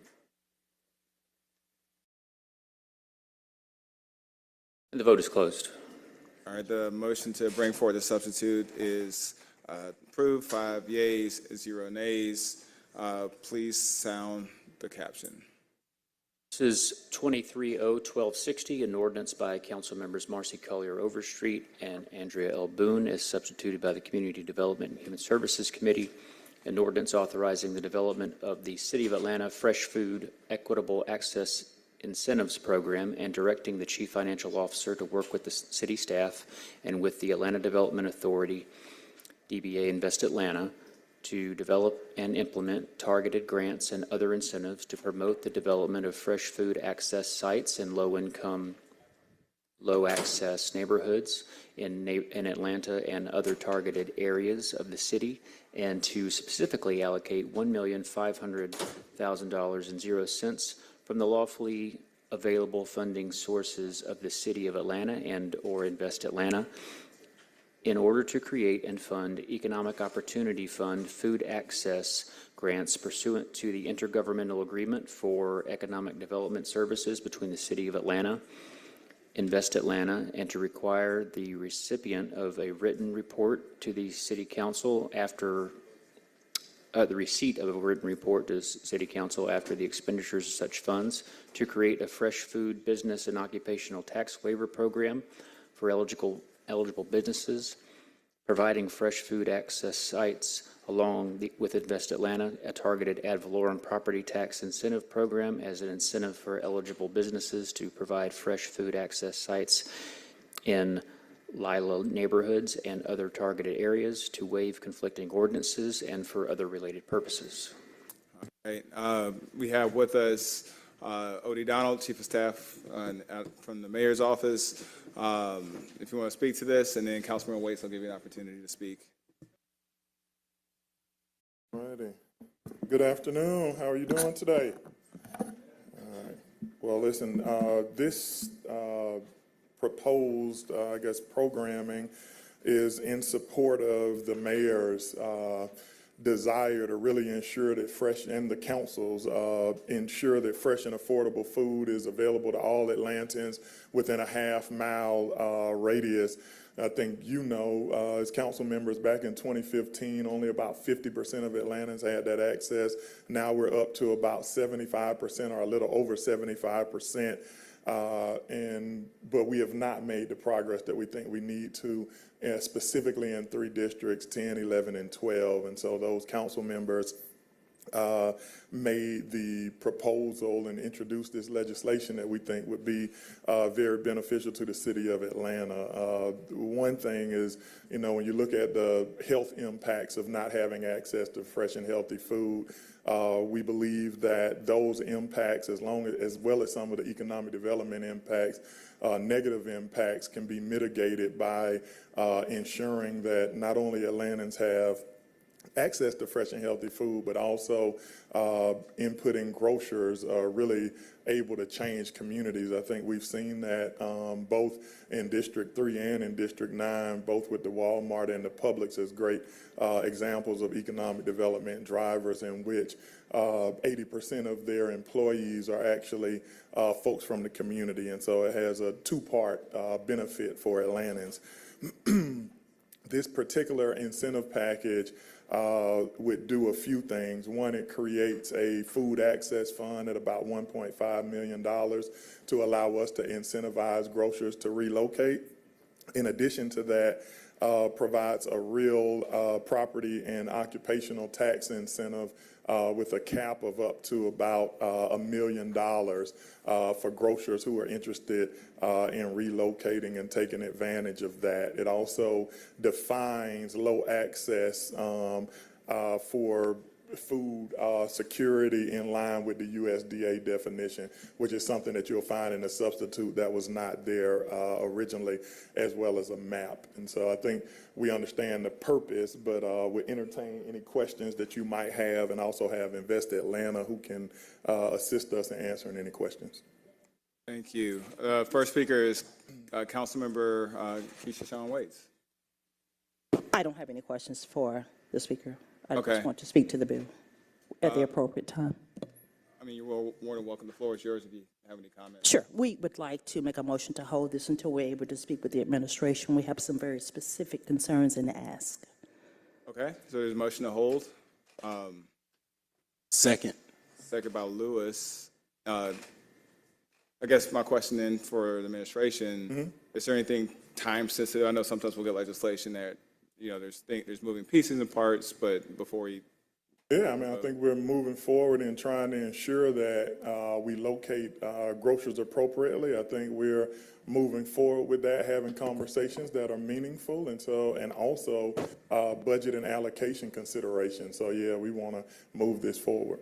Okay, and then separately, my question for either one of the authors are Councilmember Overstreet and Boone. I don't know if I've called them, and I'll tell you part of the reason why. If you look at the paper, a lot of the is District 12, and so if you look at this, most of the grocery stores, and I ran on this. You go to my campaign website. I haven't changed anything on my campaign website, and you'll see grocery stores being one of the top initiatives. And if you look at this, I haven't had an opportunity. I've been able to read it once, but I think right now there's so much more we can add to it. And when you think about part of our job as legislative body, elected officials, is to make sure that we make these papers as proper as possible. I think that this paper is a little conservative, similar to some of I thought about the transportation budget, and the parks budget. I think this paper is a little conservative. I think that more communication amongst the council, particularly in District 12, where I spent 36 years of my life at, with the most blue on here. I would like to be a part of the conversation because I think it's a little conservative right now. May I inquire and ask of the council member question? Yeah.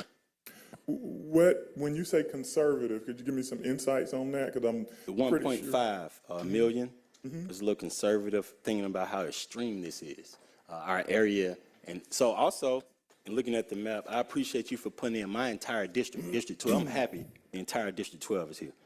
Only part that's not in District 12 that's here is the part that's closer to the Walmart that sits in East Point. So I'm super happy that my entire district is in here. And I know we see some more parts of District 9, but I'll be the one of the people to sign my name on here. I just think, look, we need to talk offline a little bit more because I think it's a little conservative and we need to spend a little bit more time with it. Understood. I do want to make sure that I give some pretty strong comments while having the opportunity. So it's somebody who's relocated over 4 different grocery stores and, well, we'll make it 5 because also the Publix that was in South Fulton, all my projects. So very familiar with putting together incentive packages. So one of them is the 1.5 million. You could consider that a liquid or cash incentive that would be provided as a grant.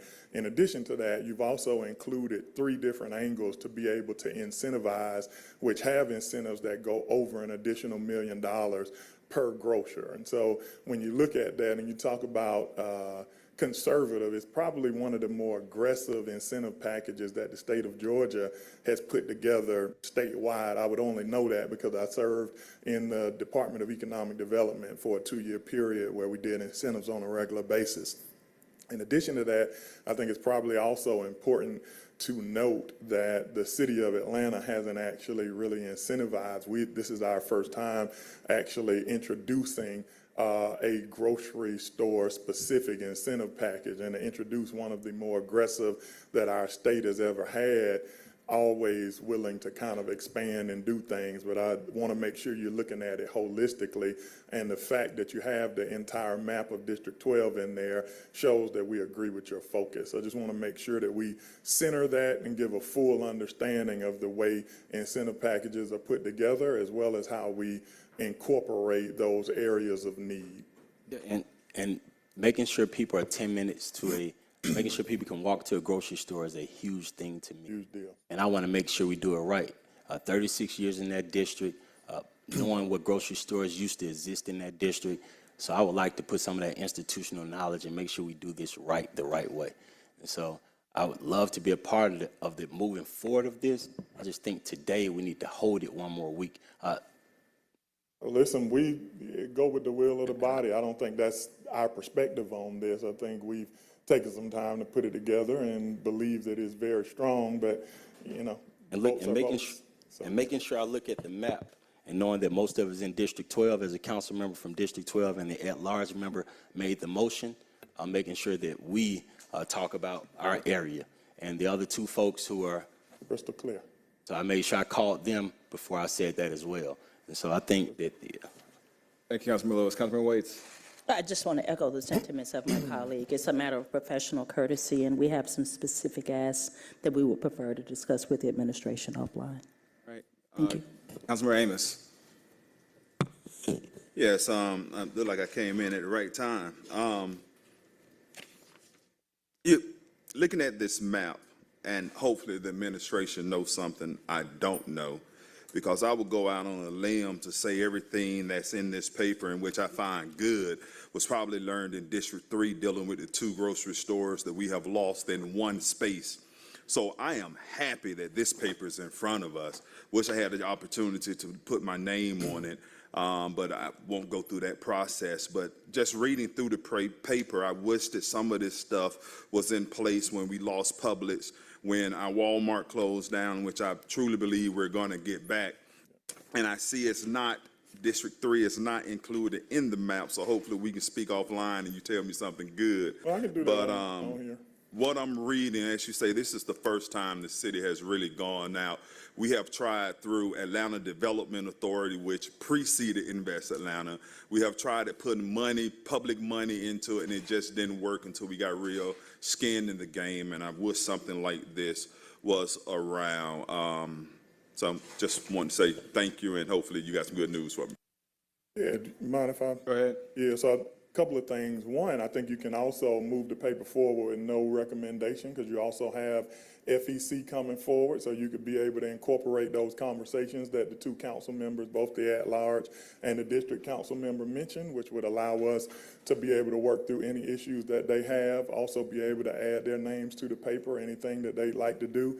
Secondly, had a conversation with Walmart today. We're actually arranging for them to come in mid-June so that we can get that final store opening date and the actual transition from 75 to 50,000 so that we open it up as the market, as we've discussed and been working on. So that's in process, and I think you made a really good point, and that's why time is of the essence of some of these things. I think you probably know that more intricately because you've been in those behind-the-scenes conversations, but when you're trying to maintain and resolve a retail establishment of this size in these various communities, especially post-COVID, action, incentivizing, and activities are extremely important. I think we avoided some of those things with the Walmart partially because of the conversation that we had and some of the commitments that we made to be able to, readjust their size, as well as our commitment to public safety in the corridor. I think this is our holistic approach that we're doing with this as well. Hey, Councilman Amos. Councilman Waits. Mr. Chair, just want to go on record that Councilmember Lewis and I fully support the legislation. We have some very serious concerns that we would prefer to discuss offline regarding the legislation.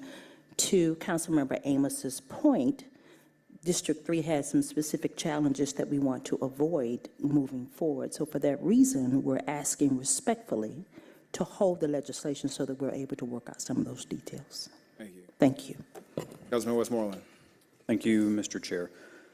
Councilmember Waits, I think in an earlier comment, you mentioned that you had spoken to the two currently named sponsors on this paper. Okay, and it is, Councilmember Boone is okay as a sponsor of this paper with this being held? So she didn't, actually, Councilman, you want me to answer that? Councilman Lewis, go ahead. Actually, when I had a conversation with Councilmember Boone, she said this is,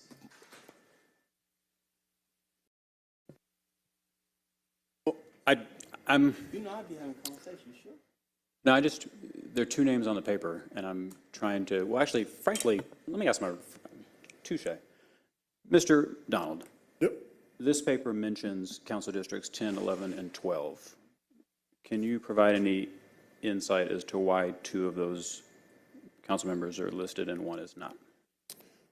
Unfortunately, I can't. I know we had it introduced. We would hope that in an instance like this, all council members, would support the paper. And so I think it benefits what's good for District 10, District 11, and District 12 is good for Atlanta. And so we would want all council members to participate. I'll tell you, over the last few months, we've had conversations with Councilmember Lewis about growth and economic development in his district. We've had conversations similarly with Councilmember Boone, as well as with Councilmember Overstreet. And so including supermarkets in their districts are something that the mayor has been pretty public about since he's been on the campaign trail all the way to this day. And so for us, we hope that everybody signs their names to it. Excellent, in our opinion, piece of legislation, crafted in part with Invest Atlanta, the administration, as well as with our legal department, meets all of the requirements of Fulton County when they do tax incentives, as well as that of the state. And so any issues that are needed, we believe that between FEC as well as full adoption, we'll be able to work out with those council members. And if there's an opportunity for them to add their names, I think it's the appropriate thing to do, especially since they've given input on economic development in their district since the mayor's taken office.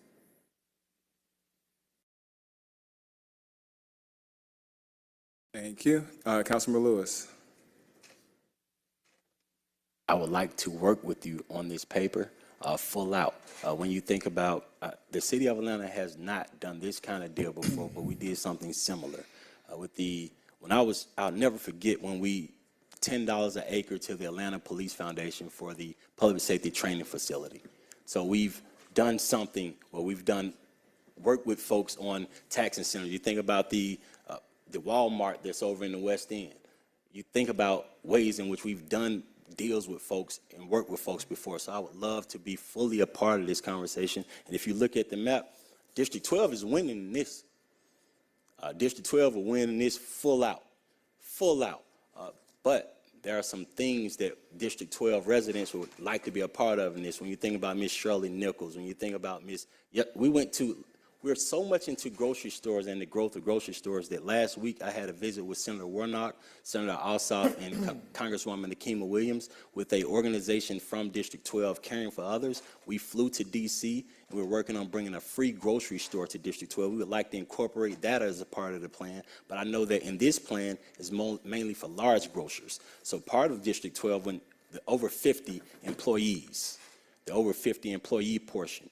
So I want to make some different changes in this legislation that would talk to folks with grocery stores under 50 employees. So that's why I would hope that we can work together more on this. And that's something that's so specific that you would have to be in the weeds of this legislation to know that the stores have to have over 50 employees.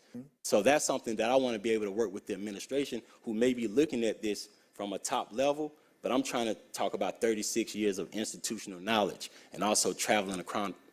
That's what I'm talking about. Thank you. So, and I think it's a motion too. Right? There's already a motion on the floor, but I do want to, we're still in discussion, so I want to give speakers an opportunity to speak. Yeah, no, I think those are excellent points. The reason why that is for grocers that are 50 and over, best practices say that when you're incentivizing, you have to have some of those limits, job development and things of that nature. But also, I think another thing that the mayor's been pretty public about is his affinity for and his desire and willingness to also look at developing a municipal market, which would actually take into account that under 50. You would not have to incentivize that because that would be the full power and authority of the actual municipality to deliver on that. So again, I think many of these questions, if those are the lines of questioning and concerns that you have, I'm excited about it, and I think that you can take great comfort that the administration has considered those things. It just does not have to be incentivized. And so with the time period that you have in between now, FEC, as well as the next 2 weeks, I think I've seen this body and council members often recommend moving something forward without a recommendation, resolve the issues within that time, and then be able to deliver and answer those questions. Because I do believe we could fill in the blanks on those questions, just as I did the one that you just asked. Yeah, I want to see it in the paper. And so that's why I want to work together. And also what I want to talk about, similar to discussions I've had with the mayor, we've been speaking about this type of stuff since before we got elected, he and I. There's another type of grocery store that I wanted to talk about in which a city, if you look at Bradenton, Florida, because all these we're throwing spaghetti on the wall right now trying to fix it, right? So there's actually a grocery store in Bradenton, Florida right now. It's ran by the city, something else that could possibly be included in this as well. And so I want to make sure that, similar to, I'm a person who's never done anything immediate consideration. And I know the first paper, since the first week when I saw that people that they stopped my dear friend from passing something immediate consideration, I've always said I'm okay with us talking about it for 2 weeks, particularly when we're talking about lives. I live in this district. Nobody's ever tried to bring us a grocery store. We want to make sure we do it right. When Kroger closed down for that 6-month period in my district, we were, so to have a threat of a grocery store threatening us, saying too many people are stealing from there, or threatening us, saying different things, they might leave us. We want to make sure we do this right. So when the at-large member, and we're looking at I keep looking at the picture and I keep showing it because it'll show most of the stuff is in District 12. And if you look at the names on the list, she's the at-large member for the council districts for the folks that's on here. And so we are the folks that are saying, hey, we want to look at it and talk to folks a little bit different. And I pretty on par with everything I've always said. And so I would hope that the administration would support us just like I've always supported him, that he would support the council members from that district that want to look at this and work with them on that. Thank you, Councilmember Lewis. Councilmember Waits. Thank you again, Mr. Chairman. I am a resident of District 12 of 50 years. At the appropriate time, I'd like to make the motion again that we hold the paper. I also think it's appropriate that we include District 3, given the challenges that we've had in Councilmember Amos's district. So for that reason, I'd like to have a conversation offline so that we can have these conversations and discussions. No, understood. And just to reiterate, I understand there is a motion on the table. It's been properly seconded. However, we're still in discussion, so we'll get to the motion once we get through the discussion. Councilmember Winston. Thank you, Mr. Chair.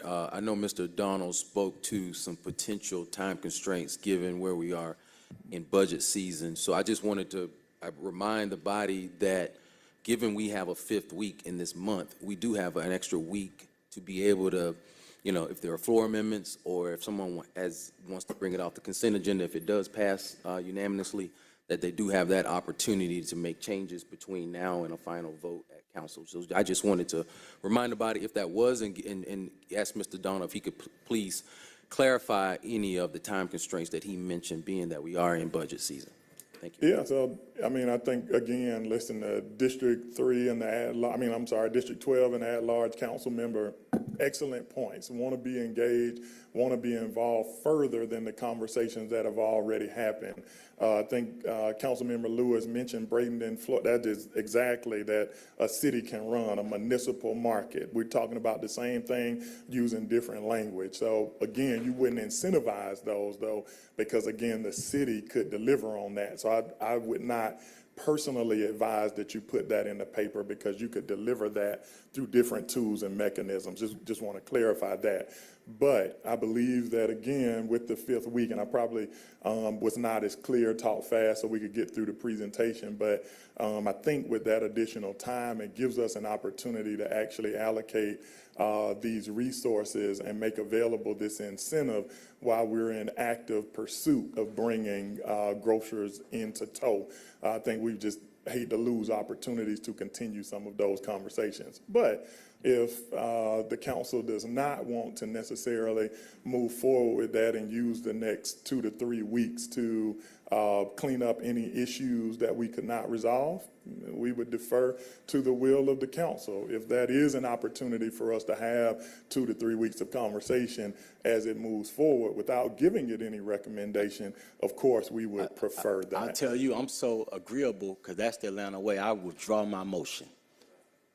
I withdraw my motion. I like what you just said. I like the fact that it sounds like we're going to work together.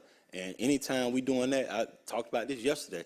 I'm an agreeable person in here. You can you can see it go from no to yes after a conversation, after discussion happens. That's the purpose of us being here. So I withdraw my motion. What about you, council member? So move. First, can I add my name to this paper, and then can I move? Let's hold up, just unpack a little bit. So motion was drawn. There's a alternate motion to amend to add the names of Councilmember Lewis. I'm assuming Councilmember Waits. I'm assuming Councilmember Amos, and anyone else would they like to add their names? Councilmember Westmoreland. All right, Councilmember Winston, Councilmember Bakhtiari, and I will add my name as well. Councilmember Hillis, I know you're now on CDHS committee, but would you like us to include your name as part of this amendment? I was going to say very quietly, but since I was asked, I do have need some clarity on the text. Because while we're provided this nice map here, the text specifically calls out districts 10, 11, and 12, and it has to be on the blue area of the map. So as I believe you stated, and Councilmember Amos stated, there's still large areas of District 3 and District 9 that are also food deserts. So why is that? And then I also wonder why there's a large kind of area within the most underserved part of District 9 that isn't blue, because I hope we're not counting, blighted grocery stores and dollar stores as, eliminating food deserts. So I think the Food Access Fund and the grant program is one piece, but then the second piece is the actual incentive. And so while the incentive makes those areas a priority based on the USDA data and other factors, it does not make it unavailable to the other districts. If that's not clear within the text, I think that is one area that we can make an adjustment on. And so if it's not as clear as it needs to be in between this time and the next conversation, we can make sure to include that. Yeah. Thank you, Mr. But that Donald. is, and just to let you know, that's just kind of a traditional process that's there. You have your defined area that you make priority based on those guidelines, and then you make it available citywide.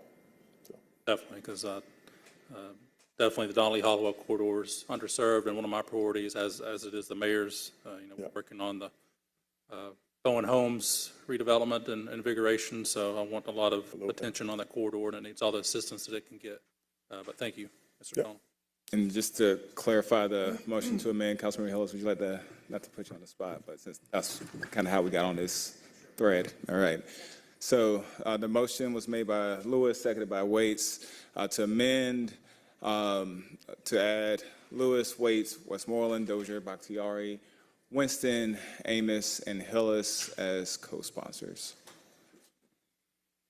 Please open the vote. The vote is open. And the vote is closed. All right, this has been amended, 7 yeas, 0 nays. There is now a motion to approve on substitute by Lewis, approve on substitute as amended by Lewis, second by Bakhtiari. Please open that vote. The vote is open. And the vote is closed. All right, the item is favorable on substitute as amended. Councilman Lewis. My commitment to food insecurity in District 12 is next level. Last week, we made sure that we went up and we met with our U.S. senators and our U.S. congressperson. The request is that they find funding to bring fresh foods to our district. I went up with a nonprofit. I didn't go up with a millionaire or a billionaire. I went up with a nonprofit that started with $25 that gave me a sack lunch when I was growing up. To see them open up their own free grocery store in the district, and I know they're going to do it right, I have to make sure that if the city is going to incentivize folks to come into our city and bring stuff here, that they work with us the right way. And so I appreciate the mayor for taking this on. For 20 years, we've lacked grocers in District 12. Only thing we've seen is see them leave. So thank you, Mayor, for putting this forward. I can't wait to work with you to make sure we do it the right way. Thank you. And Councilor Lewis, and just a reminder, this item is actually dual referred, so I know City Council will have another crack at the bat tomorrow at FBC, but I appreciate you, Mr. Odie, Donald, and just thanks for colleagues for the discussion. And I think that concludes this particular item, but that takes us into our regular agenda, which is item number 1, resolutions 23-R-3606. Mr. Evans, if you could sound the caption, and we'll go from there. Item number 1, a resolution by Committee on Council appointing the Atlanta Board of Education's nominee, Ms. Jennifer McDonald, as the City Council appointee to the Board of Directors of the Atlanta Development Authority, DBA Invest Atlanta, for a term of 4 years, scheduled to begin on the date of the approval of this resolution and for other purposes.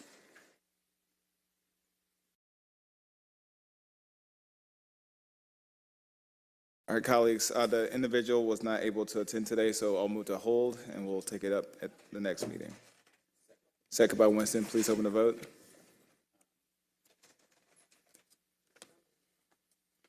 The vote is open.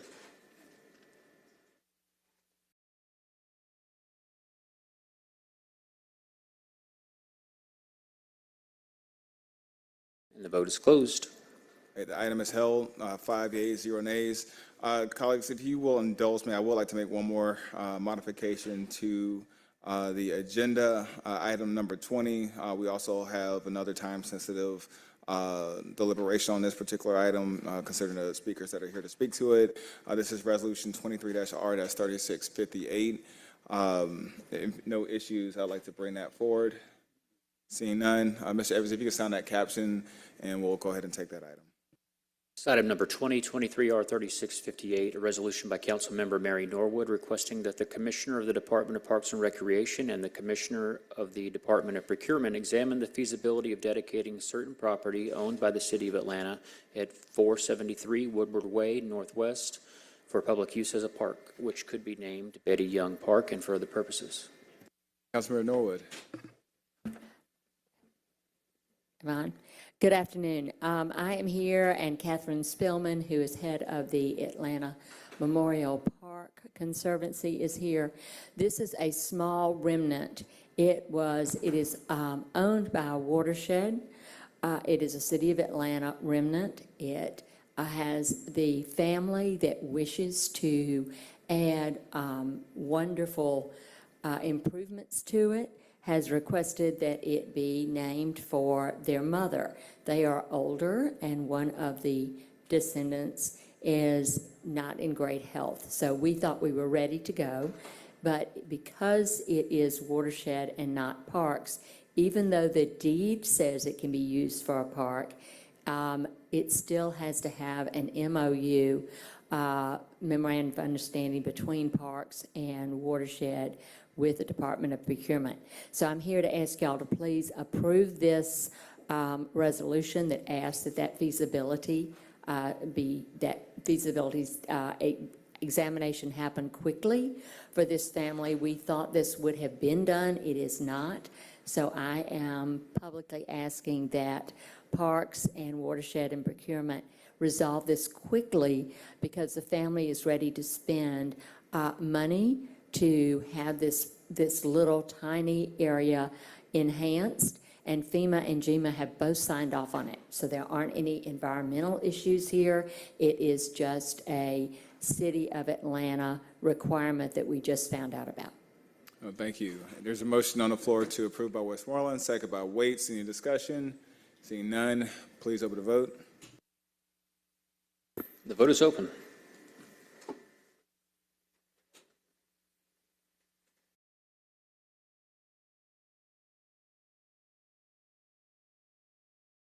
And the vote is closed. All right, the item is favorable, 5 yeas, 0 nays. Thank you so much, Councilman Norwood. Thank you. Thank you all. All right, now we are back for real on our regularly scheduled agenda. So we've completed communications. That takes us to ordinances for first reading. We have 6 items. Mr. Evans, if you could sound those items. Item number 2 is 23-0-1249, CDP 2305, an ordinance by Community Development Human Services Committee to amend the land use element of the 2021 Atlanta Comprehensive Development Plan so as to redesignate property located at 1508, 1512, 1516, 1522, and 1526 Hardy Street Northeast from the low-density residential land use designation to the medium-density residential land use designation and for other purposes. Item number 3 is 23-0-1250, CDP 2306, an ordinance by Community Development Human Services Committee to amend the land use element of the 2021 Atlanta Comprehensive Development Plan so as to redesignate property located at 342 Paynes Avenue Northwest from the single-family residential land use designation to the mixed-use land use designation and for other purposes. Item number 4, 23-0-1251, CDP 2307, an ordinance by Community Development Human Services Committee to amend the land use element of the 2021 Atlanta Comprehensive Development Plan so as to redesignate property located at 1121 Tucker Avenue Southwest from the low-density residential 0 to 8 units per acre land use designation to the low-density commercial land use designation and for other purposes. Item number 5, 23-0-1252, CDP 2309, an ordinance by Community Development Human Services Committee to amend the land use element of the 2021 Atlanta Comprehensive Development Plan so as to redesignate property located at 1692 Springer Street Northwest and 0 to 4 Avenue Northwest rear from the single-family residential and industrial land use designations to the low-density commercial land use designation and for other purposes. Item number 6 is 23-0-1253, CDP 2310, an ordinance by Community Development Human Services Committee to amend the land use element of the 2021 Atlanta Comprehensive Development Plan so as to redesignate property located at 1855 DeLoe Drive Southwest from the single-family residential land use designation to the low-density residential land use designation and for other purposes. Item number 7 is 2301285, an ordinance by Community Development Human Services Committee to waive the source selection and payment provisions contained in the City of Atlanta Code of Ordinances, Article 10, Procurement and Real Estate Code, including but not limited to Code Section 2-1547, and to authorize the mayor or his designee on behalf of the City of Atlanta to enter into a lease agreement with Cabbagetown Initiative Community Development Corporation for a term of 3 years with 2 additional 1-year renewal options on behalf of the Department of Parks and Recreation and for other purposes. Thank you. And colleagues, just a reminder, at least for 6 of those items, they will be back before our body at our second quarter CDP public hearing on Wednesday, June 7th. So I'll look forward to seeing you all there. That takes us to ordinances for second reading. Item number 8, please sound the caption. 2301254, an ordinance by Councilmember Dustin Hillis to adopt the Northwest Atlanta Industrial Area Freight Cluster Plan to amend the City of Atlanta 2021 Comprehensive Development Plan so as to incorporate by reference the Northwest Atlanta Freight Plan and for other purposes. Thank you, colleagues. I believe there was an ask for this item to be held, so I'll go ahead and make that motion to hold, second by Westmoreland. Please open the vote. The vote is open.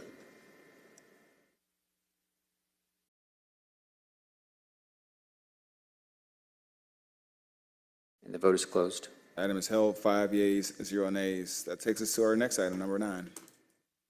Item 923-01258, an ordinance by council members Dustin Hillis, Matt Westmoreland, Jason Winston, Jason Dozier, Liliana Bakhtiari, Alex Wan, Byron D. Amos, Marcy Collier Overstreet, Amir Faroki, Michael Julian Bond, Keisha Shawn Waits, and Antonio Lewis to amend the charter of the City of Atlanta, Georgia, 1996 Georgia laws adopted by virtue of the authority of the Municipal Home Rule Act of 1965, OCGA Section 3635-1, et sequential, as amended by amending Part 1, Subpart A, Article 6, Section 6-101, and to amend Part 2, Chapter 146, Article 2, Division 1, Section 146-26 of the City of Atlanta Code of Ordinances to increase the amount of the park assessment from 1/2 mil to 1 mil in order to provide for additional revenue to be utilized exclusively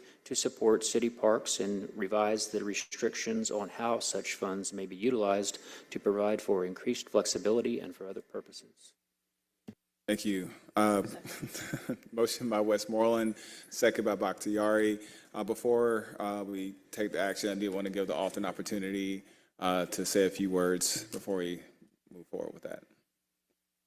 Thank you, Chairman Dozier. I want to thank all of the people, parks advocates who showed up today to speak in favor of this need that has been around for some time. It means a lot for them to show up, and it also means a lot that I had 11 of my colleagues sign on to this, all of which are members of this body, plus a few more. So I want to thank you all, too, for seeing this need and putting your weight behind it. As was said by many of the speakers, this is monumental legislation that is going to put parks in a much more favorable position. We all love to add park land to our districts and our city, but too often we find ourselves struggling to maintain those.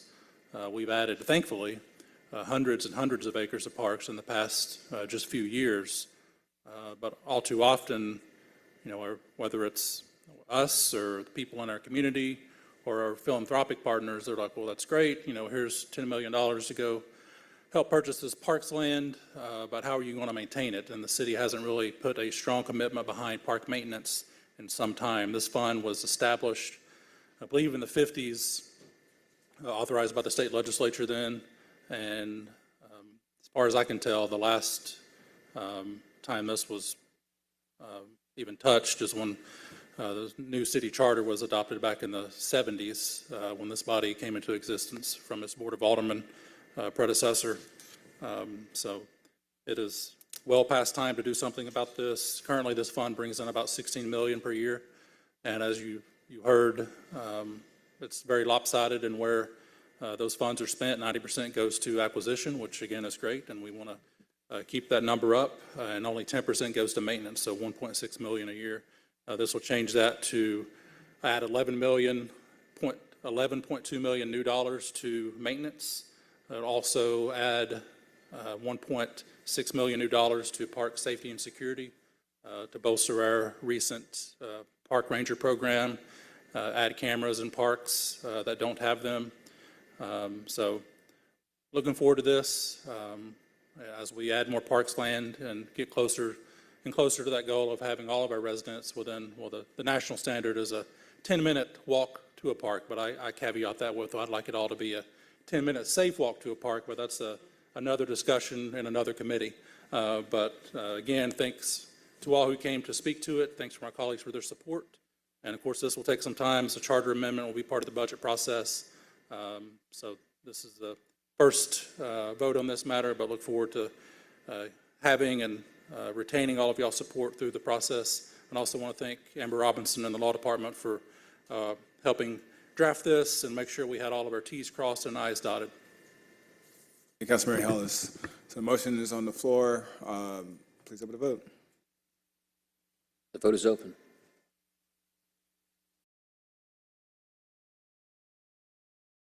The vote is closed. All right, the item is favorable, 5 yeas, 0 nays. And colleagues, just to clarify a couple things, this is a dual referred item, so this will be back before City Council tomorrow with Finance Executive Committee. Separately, this is a charter amendment, so this was the first read, so this will actually be back before CDHS at a future date that I don't know off the top of my head, but this is a charter amendment, so it requires 3 reads. I did want to clarify that as well. June 13th. Thank you so much to my Vice Chair, Councilmember West Portland. All right, that takes us to our next item, number 10. We're on to number which 11. we already took. Thank you. Item number 11. 11 is 23-0-1262, an ordinance by Councilmember Michael Julian Bond to waive Chapter 2, Article 9, Division 1, Section 2-910, to ratify the City of Atlanta's submission of an application on behalf of the City of Atlanta for and to accept emergency food and shelter program grant funding from the Department of Homeland Security in an amount not to exceed $6,891,673.34 to enter into any necessary grant agreements to amend fiscal year 2023 budget by adding to anticipations and appropriations up to $6,891,673.34 and for other purposes. Thank you. So we have I'm going to actually step back with that particular motion because I know we need to still receive some account information. So if you're okay to rescind that, I have an alternate. Okay, thank you. I'll motion to approve on condition of receiving that account information that we still need. But is there any discussion from colleagues or did you have any questions? I do want to give the Office of International Immigrant Affairs an opportunity to speak to it if there is anything else to add. Seeing none, yes. Please open the vote. The vote is open.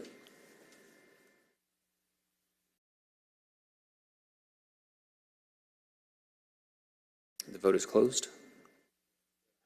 Is favorable on condition of receiving the account information that we need for that program. All right, next item, number 12. That item will go to FEC as well. Oh, yes, thank you so much. It is dual for FEC tomorrow. All right, number 12, actually, Councilmember Bakhtiari, did you have something? Yeah, you might want to, Paulina, you might want to make sure you drink a lot of caffeine tomorrow. It's going to be a while before you get to your paper. We'll see you then. All right, next item. Item number 12 is 23-0-1263, an ordinance by Councilmember Jason Winston amending 23-0-1006 to correct the effective dates of the housing assistance payments contracts with 949 to 953 Washington Street Apartments LLC and 8 Banera LLC, and to amend the contractual agreement with 949 to 953 Washington Street Apartments LLC to reflect a term retroactively commencing January 1, 2023 and ending May 31, 2023, to amend the contractual agreement with 8 Vanera LLC to reflect a term retroactively commencing January 1, 2023 and ending August 31, 2023, both for the purpose of aligning the dates of the contractual agreements with the HUD award and allocations and the allocation dates of the U.S. Department of Housing and Urban Development, Section 8 Moderate Rehabilitation Program funding, and for other purposes. Motion to approve by Westmoreland, second by Winston. Any discussion? Seeing none, please open the vote. The vote is open. The vote is closed. And item is favorable, 7 yeas, 0 nays. All right, and this item, never mind, continue. You have a lot of dual first stuff in here, so just making sure I didn't miss one. Go on. Item number 13 is 23-01264, an ordinance by Councilmember Jason Winston authorizing the City of Atlanta to donate funds to the Urban League of Greater Atlanta pursuant to Section 6-306 of the City of Atlanta's Charter in an amount not to exceed $500,000.00 in order to administer grants to youth-serving nonprofit organizations to increase capacity to serve students disproportionately impacted by the COVID-19 pandemic and for other purposes. All right, we have Ms. Janine Lewis with the Office of Youth Engagement. Megan Sparks, good to see you. Apologies for the last minute change. Council members, Janine had an urgent personal matter to attend to, but I'm happy to discuss the paper or answer any questions. Motion to approve by Westmoreland, second by Winston. Any discussion? Seeing none, please open the vote. The vote is open. And the vote is closed. The item is favorable, 7 yeas, 0 nays. Thank you for coming down. Thank you for making filling in so easy. All right, next item, number 14. 14 is 23-01270, an ordinance by Councilmember Alex Wan to accept the Peachtree Creek Greenway Trail Phase 2 Extension Grant for preliminary engineering to anticipate and appropriate grant funds by amending the FY23 Intergovernmental Grant Fund and FY23 General Fund for a total project amount not to exceed $500,000.00 and for other purposes. We have There's a motion on the floor to approve. I'll go ahead and second. Any discussion and questions for Mr. Young with the Office of Design? Seeing none, please open the vote. The vote is open. The vote is closed. Item is favorable, 7 yeas, 0 nays. Thank you so much for coming down. All right, next item, number 15. 15 is 23-01272, an ordinance by Councilmember Jason Winston to adopt the Thomasville Heights Neighborhood Plan to amend the 2021 Comprehensive Development Plan by incorporating, by reference, said plan and for other purposes. Hey, colleagues, there's a request to hold, but I'll give Councilman Winston the opportunity to speak to it if you want to add anything on this particular. No, just really excited about seeing this paper move forward. A lot of people worked tirelessly to see this day forward. And so I just want to thank EPUZ, the Thomasville Heights Neighborhood Stakeholders Committee, Community Foundation for Greater Atlanta, and APD Urban for working hard on this. So we'll make a motion to hold. All right. Well, y'all are faster than I can talk. So Councilmember Winston moves to hold, second by Bakhtiari.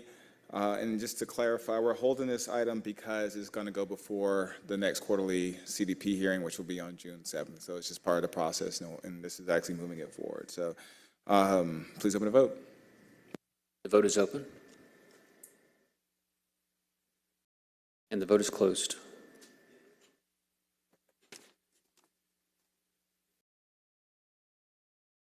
The item is held, 7 yeas, 0 nays. That concludes ordinances. That takes us to resolutions, item number 16. Item number 16, excuse me, is 23R3612, a resolution by Councilmember Andrea L. Boone to dedicate $600,000.00 from the Affordable Housing Trust Fund for the creation, funding, staffing, and servicing of a housing help center to assist the City of Atlanta residents seeking affordable housing and for other purposes. There's a substitute in your package. Yes, colleagues, there is a substitute. That substitute essentially adds two whereas clauses, as y'all heard in the public comment earlier today. There's a lot of interest around this particular legislation, and those whereas clauses say, whereas the Housing Commission and other housing advocates recommend the creation of an office that will focus on resident needs and advocate for residents facing housing distress. And whereas the Housing Help Center will also work with residents facing housing issues, connecting them with available resources and increasing awareness of existing tenant protections to mitigate resident displacement. So I will move to bring forward the substitute. Second by Bakhtiari. Please open the vote. The vote is open.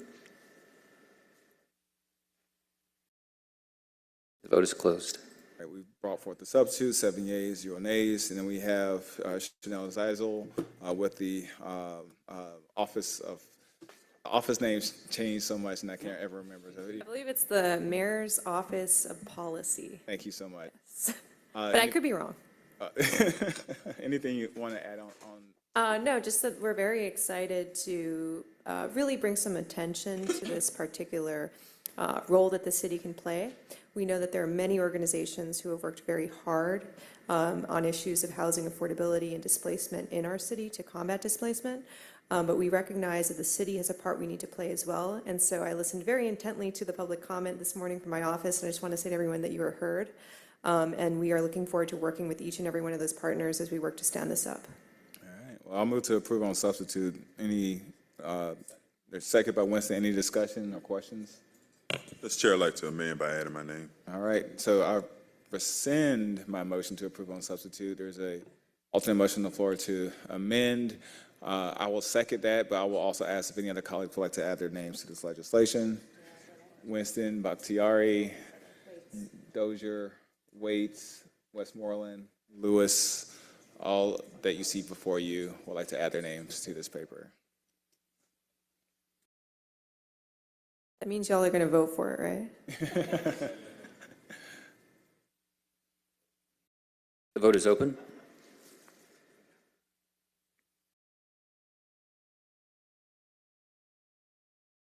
And the vote is closed. All right, the motion, item has been amended, 7 yeas, 0 nays. I will now make a motion to approve on substitute as amended. Second by Amos. Please open the vote. The vote is open. All right, the item is favorable on substitute as amended. Next item. Item number 17 is 23R 3613. There is a substitute in your packet for this item as well. Colleagues, this substitute just corrects some of the account information for legislation that we've already adopted. I move to bring forward the substitute. Second by Bakhtiari. Please open the vote. The vote is open.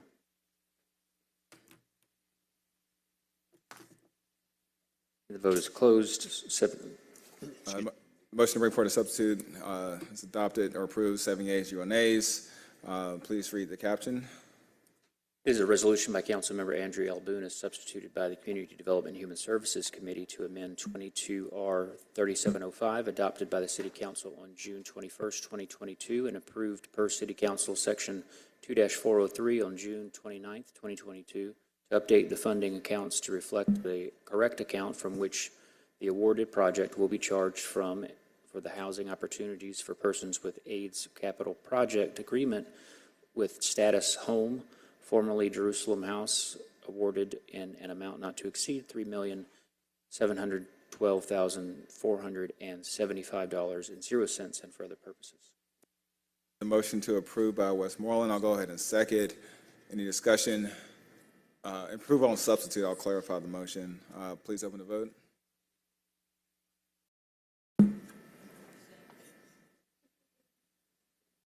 The vote is open. The item is favorable on substitute, 7 yeas, 0 nays. Thank you. All right, next item.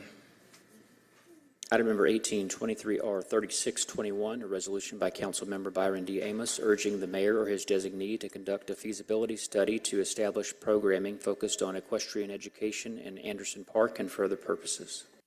All right. Either Councilmember Amos and Commissioner Kohler, I know you're here as well. Either would like to speak to this, Councilmember Amos? Motion to approve. All right. Motion by Amos, second by Winston. Please open the vote. The vote is open.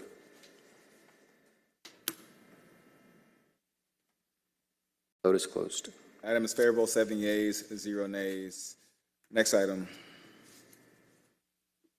Item number 19 is 23R3625, a resolution by Community Development Human Services Committee to transmit the 2024 to 2028 capital improvements element, which includes capital improvements that the city intends to fund in whole or in part with development impact fees to the Georgia Department of Community Affairs and the Atlanta Regional Commission in compliance with the requirements of the Georgia Development Impact Fee Act and for other purposes.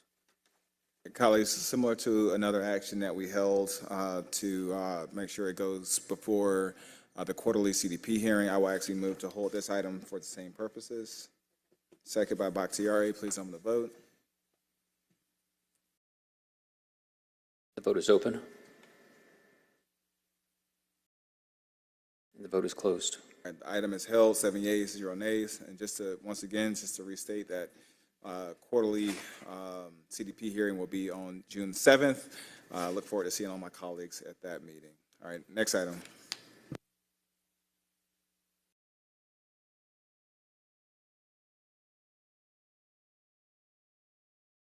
This is item 21. It's the first of the dual referred items. This item was favorable in substitute in PSLA, and it has new language. I'll read that caption into you. Thank you. A resolution by Councilmember Keisha Shawn Waits as substituted by the Public Safety and Legal Administration Committee, a resolution requesting that the residential landlords in the city of Atlanta provide written disclosure to their tenants and potential tenants regarding the presence or absence of an active sprinkler system, to request that the Atlanta Fire Rescue Department maintain a listing of the residential properties regarding which of the city of Atlanta has issued a citation or for noncompliance with the city or state requirements related to fire suppression, requesting that the Atlanta Fire Rescue Department report the status of the properties appearing thereon annually to the Public Safety and Legal Administration Committee and for other purposes. Councilmember Waits. Mr. Chairman, I'd like to make a motion that we favorable on substitute. Thank you. Thank you. I'll second that motion. Please open the vote. The vote is open.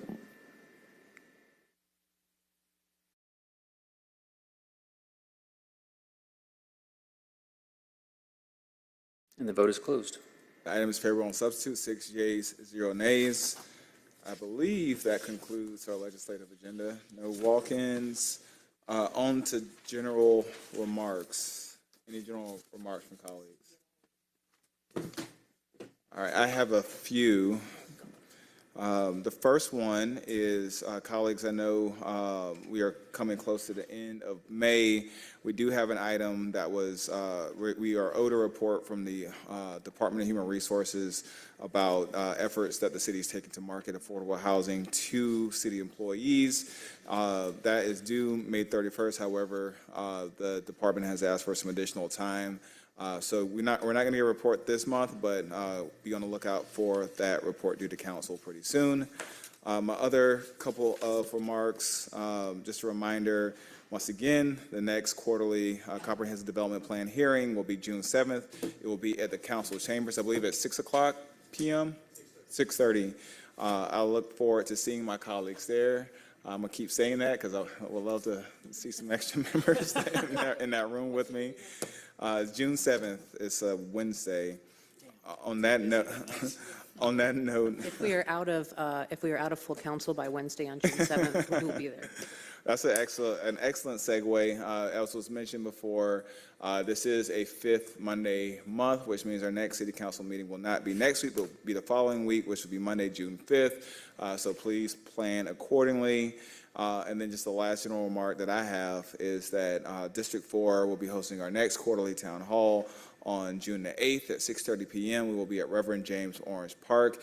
And with considering all the public comment that we heard today is very timely because we'll be having parks as our main conversation topic. So we have invited both Park Pride and the city's Department of Parks and Recreation to talk with our constituents. It will be hybrid once again. So please, please, please, love to see you there. Next on the floor is Councilmember Waits and Councilmember Bakhtiari. Thank you, Mr. Chairman. Just wanted to make the announcement. We rescheduled the Jazz Festival in Perkinson Park due to potential inclement weather, although it did not rain, and we've rescheduled that for Saturday, June 3rd. Thank you, Councilmember Waits.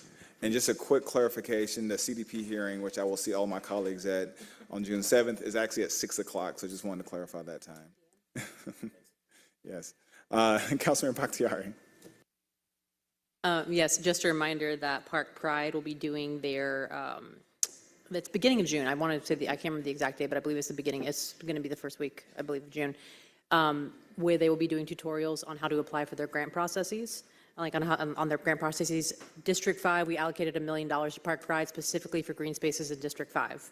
Also keep in mind, even if your district did not get that type of allocation, please still show up. This is an opportunity for you to apply for grants for your district outside of the city of Atlanta for additional funds. It is important for neighborhood participation, but please go check Park Pride's website out and find out when those are and what the closest one is to you so that you can participate. Thank you. Thank you. Any other general remarks? Seeing none, we are adjourned.